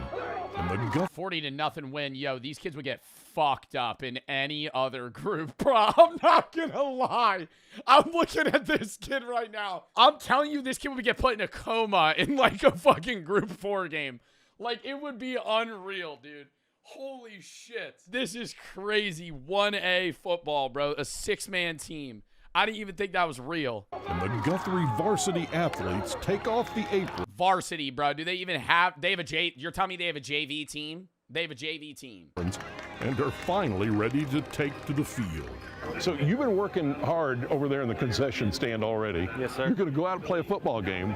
What do you think's propping this city up? Farming. And then you got to go back to work. You're bullying a 13. I'm not bullying them, bro. Number one, this video is from over a decade ago, right? We're watching history in the making. Number two, I'm talking about how bad their team would do against a non-1A team. The reason I complain about that is because when I did sports in high school and I was at an all-guys school, they doubled our school size against other teams. So we would go against schools that had 4,000 kids, and we would get dogged on because they just had a higher athlete pool. Work in the concession stand? Yes, sir. You're okay with that? I guess. That's what I got to do. All right. Junior Queen nominee, Candace Tarver. Nobody in the... Also, am I wrong? This is just like the Packers helmet now. Candace Tarver. Nobody in the junior class gets by without serving in the Gridiron Grill. And that also goes for the only girl in the class, even if it is... Yo! Bro, I mean, the feuds are probably crazy in this class, bro. There's one girl in the class. It's her special night on homecoming. So you had to run out here and do the homecoming thing. Yes. And now you got to go work in the concession stand. Correct, yeah. In 6-man football, if you get 45 points ahead at halftime, the game's over with. So we've been finished. Bro, they got a mercy rule, 45-0. What town are they beating? Can we get a documentary? Bro, we're watching Guthrie, Texas right now. What fucking town is losing to them? Can we go see whatever? Can we get a documentary on whatever town is losing? Because what the fuck are they doing over there? By halftime every game. Seymour, Texas? Is that a city?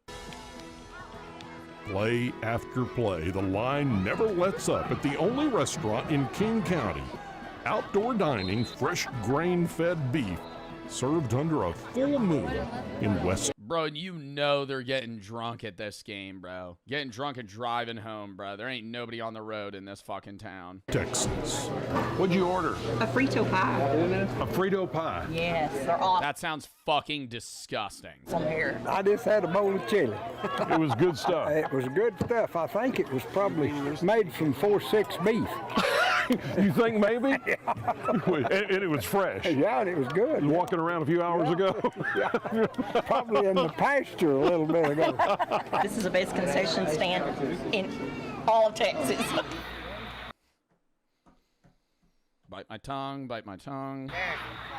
Well, as time runs out in the first half, officials call the game over at 52-0, bro. I've never seen that in my life. I've never seen that in any football game at any level. 52-0. It's over. 52-0, bro. I would actually IRL/FF. I would be like, we're cooked. Why are we even trying? It's over. We might watch the band march. 70-20 in the NFL, that's better. Losing 70-20 is better than 54-0. You didn't score, and they called the game, right? 54-0, you forfeited, right? 54-0 is so much worse.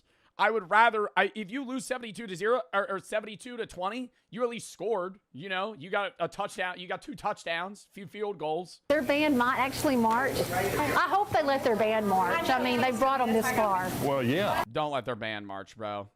They got to go sulk in the parking lot. You know, so. Gotta let the band march. They ought to let the band march. I mean, we don't get to see that very often in Guthrie, so, you know, all right. The band, it's just one kid with a flute. Give the band. Let that band march. Let that band march. Let the Guthrie, Texas band play next. That's exactly right. What? How do you have 80 people on your fucking band team and you're losing 54-0 to Guthrie, Texas, bro? How are you losing? Why do they have that many people on their band?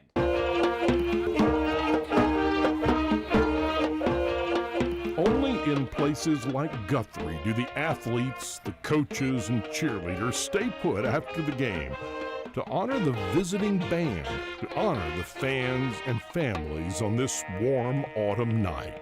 This is a great place. This is a unique place. Not every small school is like Guthrie at all. These kids work really hard. And so when they graduate next May, when we go on that trip. So I gotta say, the nostalgia for the people that grow up here is probably fucking crazy, you know? Like, I bet there's people that hate it and they, like, want to leave. And obviously, I think that's most people that grow up in this town are probably gonna go live somewhere else. But, like, the nostalgia's nuts. Because this is, like, nowhere else is like this. It will mean a lot because they're my kids too. I may just teach them, but they're my kids. Do you think they're crazy racist as well? I don't know. I will say I haven't seen one non-white person, but that doesn't mean that it's racist. Never mind. Never mind. Karen Rothwell says you don't need white tablecloths or valet parking when you're the only dining establishment in a 913 square mile area, and you're only open a few nights in the fall. There may be a long list of things Guthrie, Texas does not have, but it's what they do have that seems to have built a solid foundation for the young people lucky enough to call this place home. A pure, untarnished belief in family, hard work, and determination, found in an isolated corner of the rolling plains of Texas. I loved this video. At the end of the night, when everybody's gone home and it's just my husband and I are closing up, it is a sense of relief. It's also a sense of accomplishment in the fact that we fed everybody within 913 square miles, I guess you could say. Yeah, they probably pull in mad money, though. Like, they, in their single football season, they raise enough money to send everybody on a senior trip. I wonder where they go. Is there any other documentaries? Now we gotta look. Chat, if there's any other shit like that, send that in the video suggestion tab. That was awesome.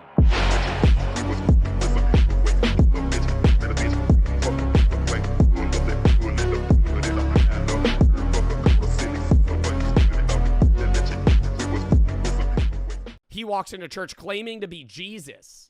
Chaos erupts. Deputies responded to a church after a custodian reported that a man was demanding to speak with a priest and trying to access a restricted area. Okay. Talk to him. Restricted area? What's a restricted area in a church? Just like the back room?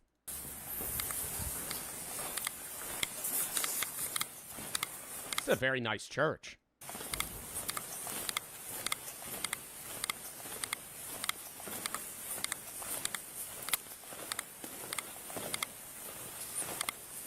Hello. How are you? Fine. Okay. Where's the guy that they gotta talk to? The one all the way up front?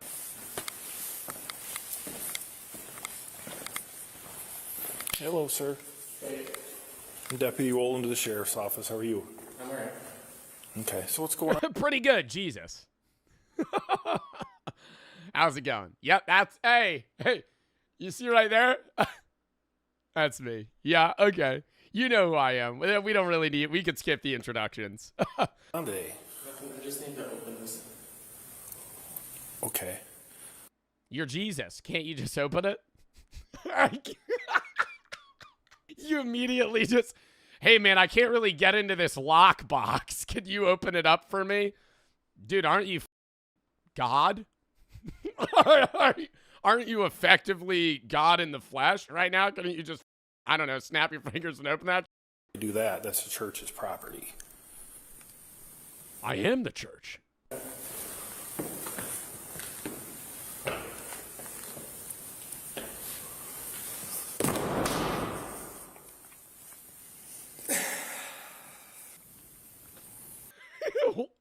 Why did the cop not react? Why? Was he like forewarned about this? The cop was just like dead silent. Okay. Just no. All right. Well, here today.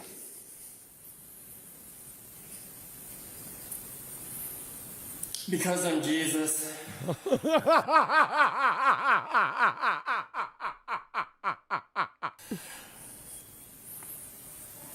Do you have some friends around here or something? This feels like an AI video, bro. I know. But this is on a Midwest patrol. I don't know. There's no way this is AI. There's no shot this is AI. For me to help you, you have to talk to me. No, this is real. This is so real.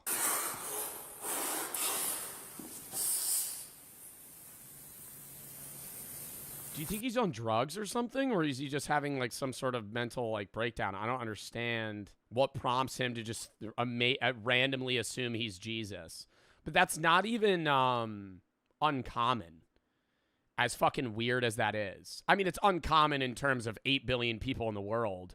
But it's like a very steady occurrence that people consistently claim to be a prophet of God and or Jesus every day. Like, there's one guy that's like, yeah, no, I'm actually Jesus.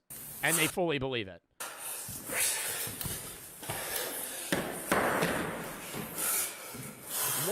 Can I ask what is in the box that he needs? I don't know what's in that box. Oh my God. See, no, that's fucking, that's no. I'm stopping him right there. I'm not religious myself, but yeah, you know, desecrating like a fucking religious area. Yeah, that's literally just vandalism. Vandalism of a religious thing, right? Like you're at a church. Ripped off the cross. What the fuck? Oh my God. I mean, I feel like this guy should like step in.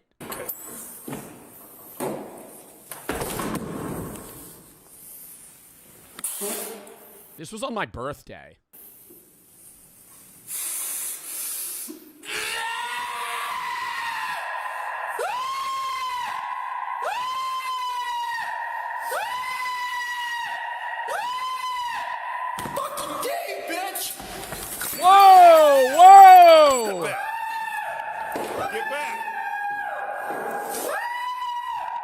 20, can you step up? I love how the other guy's also just observing, just dead silent. I feel like I would walk up to the cop and be like, "You want me to corner him with you? We could trap him. Like, well, we'll take him down if we need to." 616, can you get over here?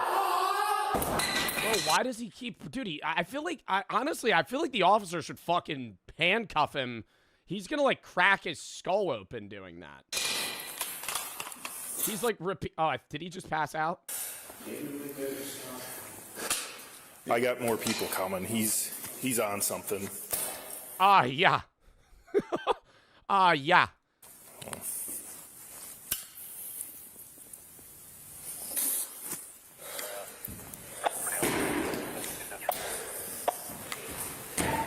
How far out are you? Bro, you got... No, they got it. No, bro, he's literally falling onto his head. 10-4.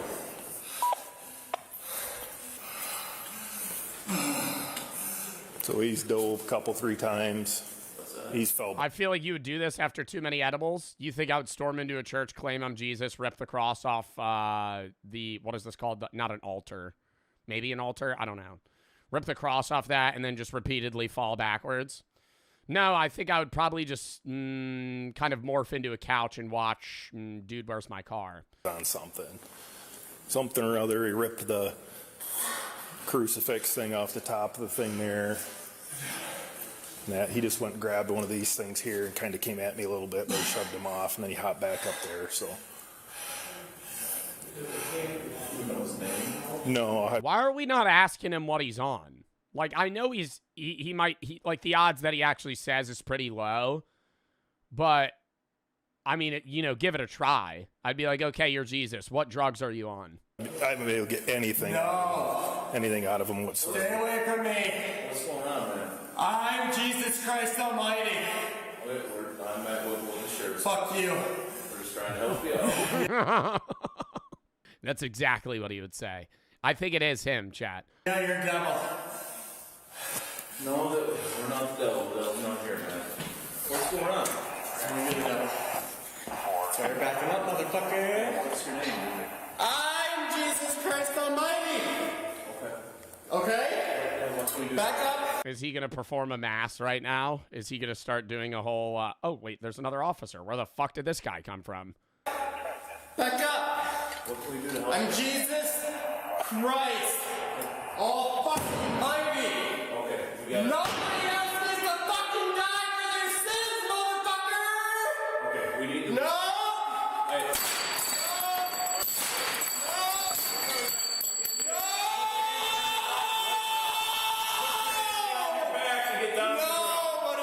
You are under arrest. Put your hands behind your back now. No, I'm not. Now. Yes, you are. I'm not. You're gonna get tased. Put your hands behind your back now.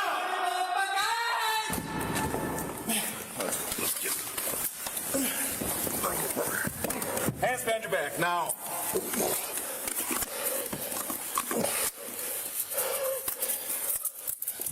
Do you think he would have to end up paying for, like, all the shit he just fucking broke in the church?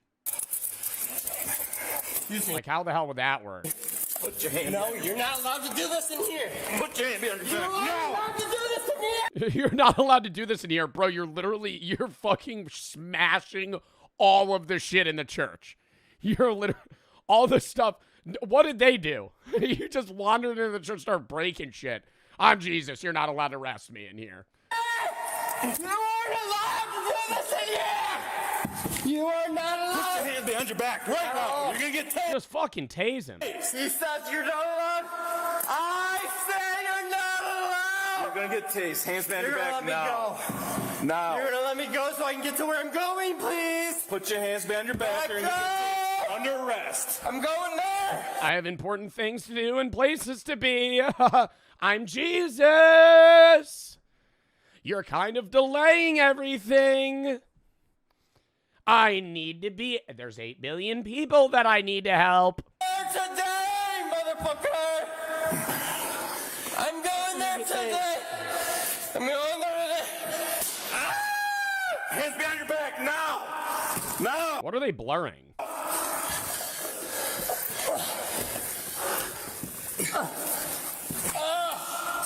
Nope. Not. Nope, you're not killing me. He's bleeding? Yeah, I mean, he's bald, so he doesn't have any fucking protection on his head. He just fell on the stairs. Probably fucking cut his skin open. Calm down, dude. Yes, I am! Yes, I am! Yes, I am!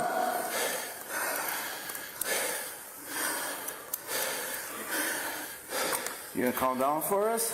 I will calm. I'm ready to speak. I am here. Dude, he's kind of like acting like a demon more than Jesus, no?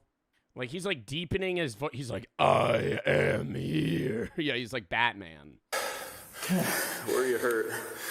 I'm not hurt. I'm not hurt at all. Well, you're bleeding besides your head. You hurt anywhere else? No, it'll heal just fine.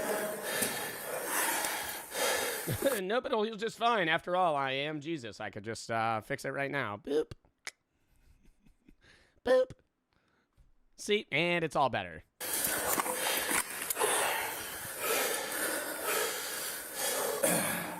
$20,000.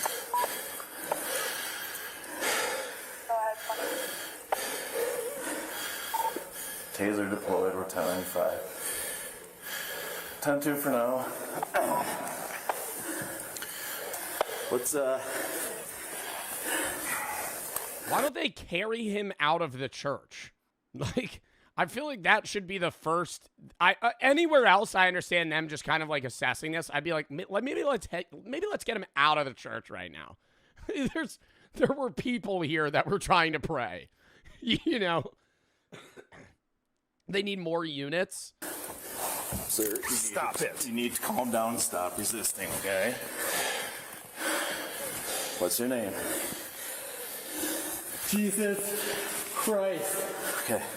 Right, he's got to have an ID on him. His pockets. Have anything on you need to know about, sir? Anything that's going to stick us? Any weapons?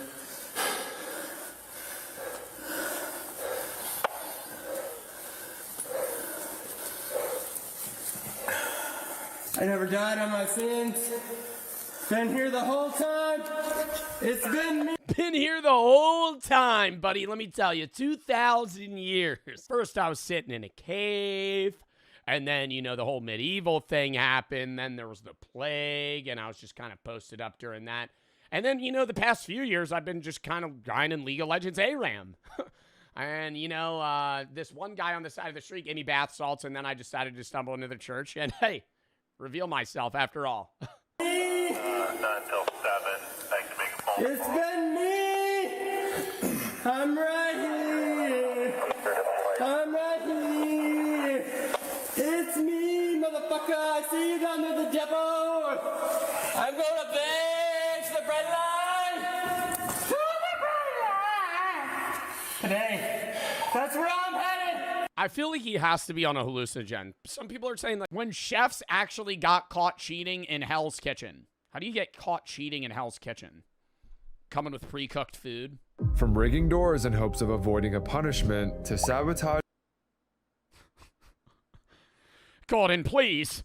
I didn't mean to burn the souffle. Don't hurt me. An opponent's dish during a finale. These were times when Hell's Kitchen chefs got caught cheating. Beginning with Ben from season 5, who tried hiding an ingredient from the other chefs during episode 12's individual challenge. All right, that's not a very good hiding tactic. I mean, that I feel like hiding it would be like putting it away in a drawer. Or just put a fucking hand towel over the fucking bottle. Episode 12's individual challenge. By only using their taste buds, each chef competed to see who would come closest to recreating Gordon's fish stew. And although it was implied that everyone had equal access to the ingredients, Ben decided to bend the rules. As everyone else grabbed whatever liquor they thought would recreate the stew, Ben did this instead. Right when I tasted Chef Ramsay's dish, the first thing I tasted was Pernod. Not that he's willing to share this information with anyone else. However, Gordon... I wouldn't say that's cheating. I feel like if you're in a competition where everybody gets the same ingredients and you have to taste something and use it, I think it'd be cheating to be like, I'm not going to give it to you. But I don't think it's cheating to be like, I'm just going to hide this shit. You should have been quicker, you know? Saw right through his scheme and called him out. Ben, Your alcohol is community property, yes? Yes, I just was. Yeah, I don't care, you shellfish bastard. No. Yeah. Even his opponent was left with a See, but Gordon's probably not going to dock him for it. He's just like, it is a bitch play. I think we could agree on that. Like, hiding the ingredients from your opponents is lame as hell. Is it cheating? No. Is it? Because they would have to actively say it. It's lame as fuck. It's really cringy. Like, I would hate that guy if I was a competitor. But I'm not going to be like, no, he cheated. sour taste in her mouth. I was shocked by that. I could have played that caddy game, but I decided that that wasn't the noble route to go. But despite going to such lengths to protect his secret ingredient, he still lost the challenge. Another chef who got karma rightfully served to them. I feel like I was waiting. These are like realistic ways of cheating. I feel like I was kind of expecting somebody to be like, Jeffrey took Matt's souffle into the kitchen and ended up pooping in it. To make it taste worse, he ended up grabbing a bottle of fucking deer piss and dousing it in it. For cheating was Tiffany from season 10, who thought that she could sneak burnt pizza past Gordon Ramsay. It's burnt, look. Just cut that part off. Who gives a shit? Unfortunately, That looks like a DiGiorno pizza. Why are they making, like, frozen pizzas? Is that supposed to be, like, homemade? Cut that part off. Who gives a shit? Unfortunately, Tiffany's plan backfired when one of my favorite scenes from Family Guy is when he's reenacting like a Tarantino film, and he walks up to his coworker and he's like, "Do you have lunch today?" And he's like, "Yeah, I brought pizza." He goes, "From home or from a place?" "From a place." Guy just shoots him in the chest 3 times and takes it.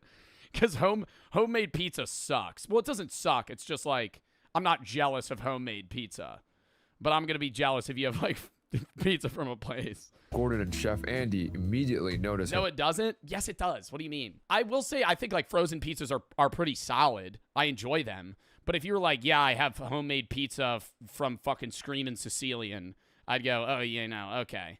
But if you're like, I have pizza that I just got from a New York shop, I'd be like, give me a slice. Poor attempt at hiding her mistake. Now we're sending burnt pizza, not crispy and delicious, fucking burnt. Burnt. Honestly, I would eat that. I feel like I've been served pizza from restaurants that are this burnt. I like a bit of crisp. This is a little too burnt. I would rather it be brown. It's like pale. This one's probably gonna have some flop on it, and then it's burnt on the outside, so it's just badly cooked. But I would still eat this. Burnt. I've burnt my pizza before really badly. Because, dude, the instructions on frozen goods are so bad. Have you guys ever made air fried chicken tenders? They'll tell you to put that shit in the air fryer for 350 for 6 minutes. That will be soggy and cold. That's not cooked. If it says 350 for 6 minutes, I'm putting it at 400 for 20. And it'll come out perfect. I'm like, dude, who the fuck is writing these instructions? Same thing with a pizza. So when you get a frozen pizza, it'll be like, put it at 420 in an oven for, say 10 minutes. I'm going to do double that. One time I was like, I want it really crispy. I'm going to put that bitch in for 25 minutes. Forgot about it. Came back. Char black. Hockey puck. Had to throw it out. With bits of shit in there. Similar to Tiffany, season 11 Zach had a plan that would also flop. In episode 4's service challenge, Zach pre-cooked all the salmon hoping to get ahead, but instead had to start over and faced Gordon's wrath for not understanding that fish was meant to be cooked to order. And despite Gordon's clear instruction, yo, on God though, I just meal prep tuna, and I always meal prep for like 4 to 6 days. And I meal prep tuna, and day 1 and 2, the tuna will be really good. By day 4, choking that bitch down. That shit's disgusting. That shit's fucking disgusting. I'm eating it just because it's food. At that point, it's so gross. No matter how good you make it. Dude, and I Googled that the other day. It says you're only supposed to leave tuna in a fridge for 1 to 3 days. I'm still going to eat that bitch. 4 days from now, I'm still going to eat that. I mean, what are the odds it has fucking foodborne illnesses in it? To start fresh, Zach secretly snuck the old salmon. Who meal preps tuna? Me. Because I'm tired of eating chicken and turkey every single fucking day of my goddamn life.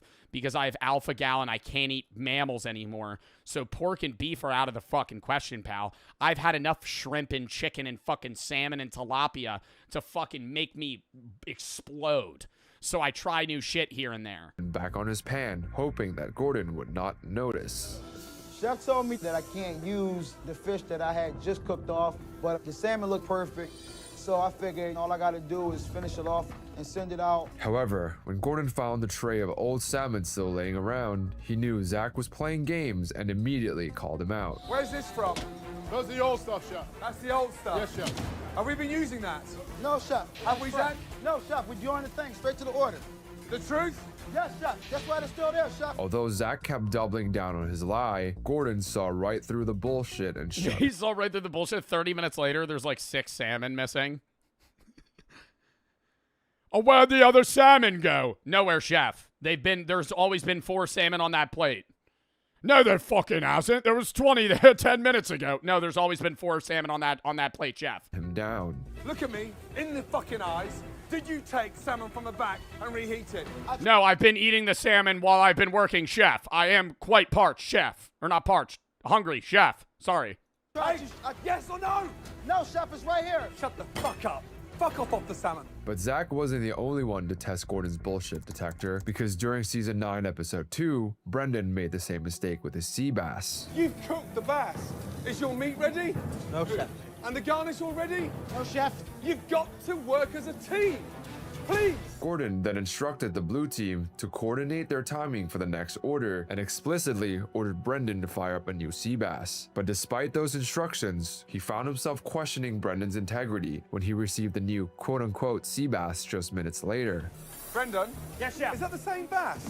No, Chef. You didn't start a fresh one? Yes, it is. He pops it in the microwave. Chef. So where's the old one then? Threw it away, Chef. Show me. And when Brendan could not find the sea The phantom search. The phantom search in the trash can. Like when you look for your homework in school. Oh, I must have left it at home. You know it's not in there. bass he supposedly threw away, Gordon continued to press him. I'm gonna ask you one more time to tell me the truth. Is that the bass from 10 minutes ago, or is that a fresh one you cooked? When Brendan finally confessed to his deception, Gordon decisively puts him in his place. You do that to me one more time, trust me, fuck the elimination. I'll send you out there and then. Let me tell you that. Yes, Chef. I kind of hope Gordon Ramsay starts calling people chud. I feel like that'd be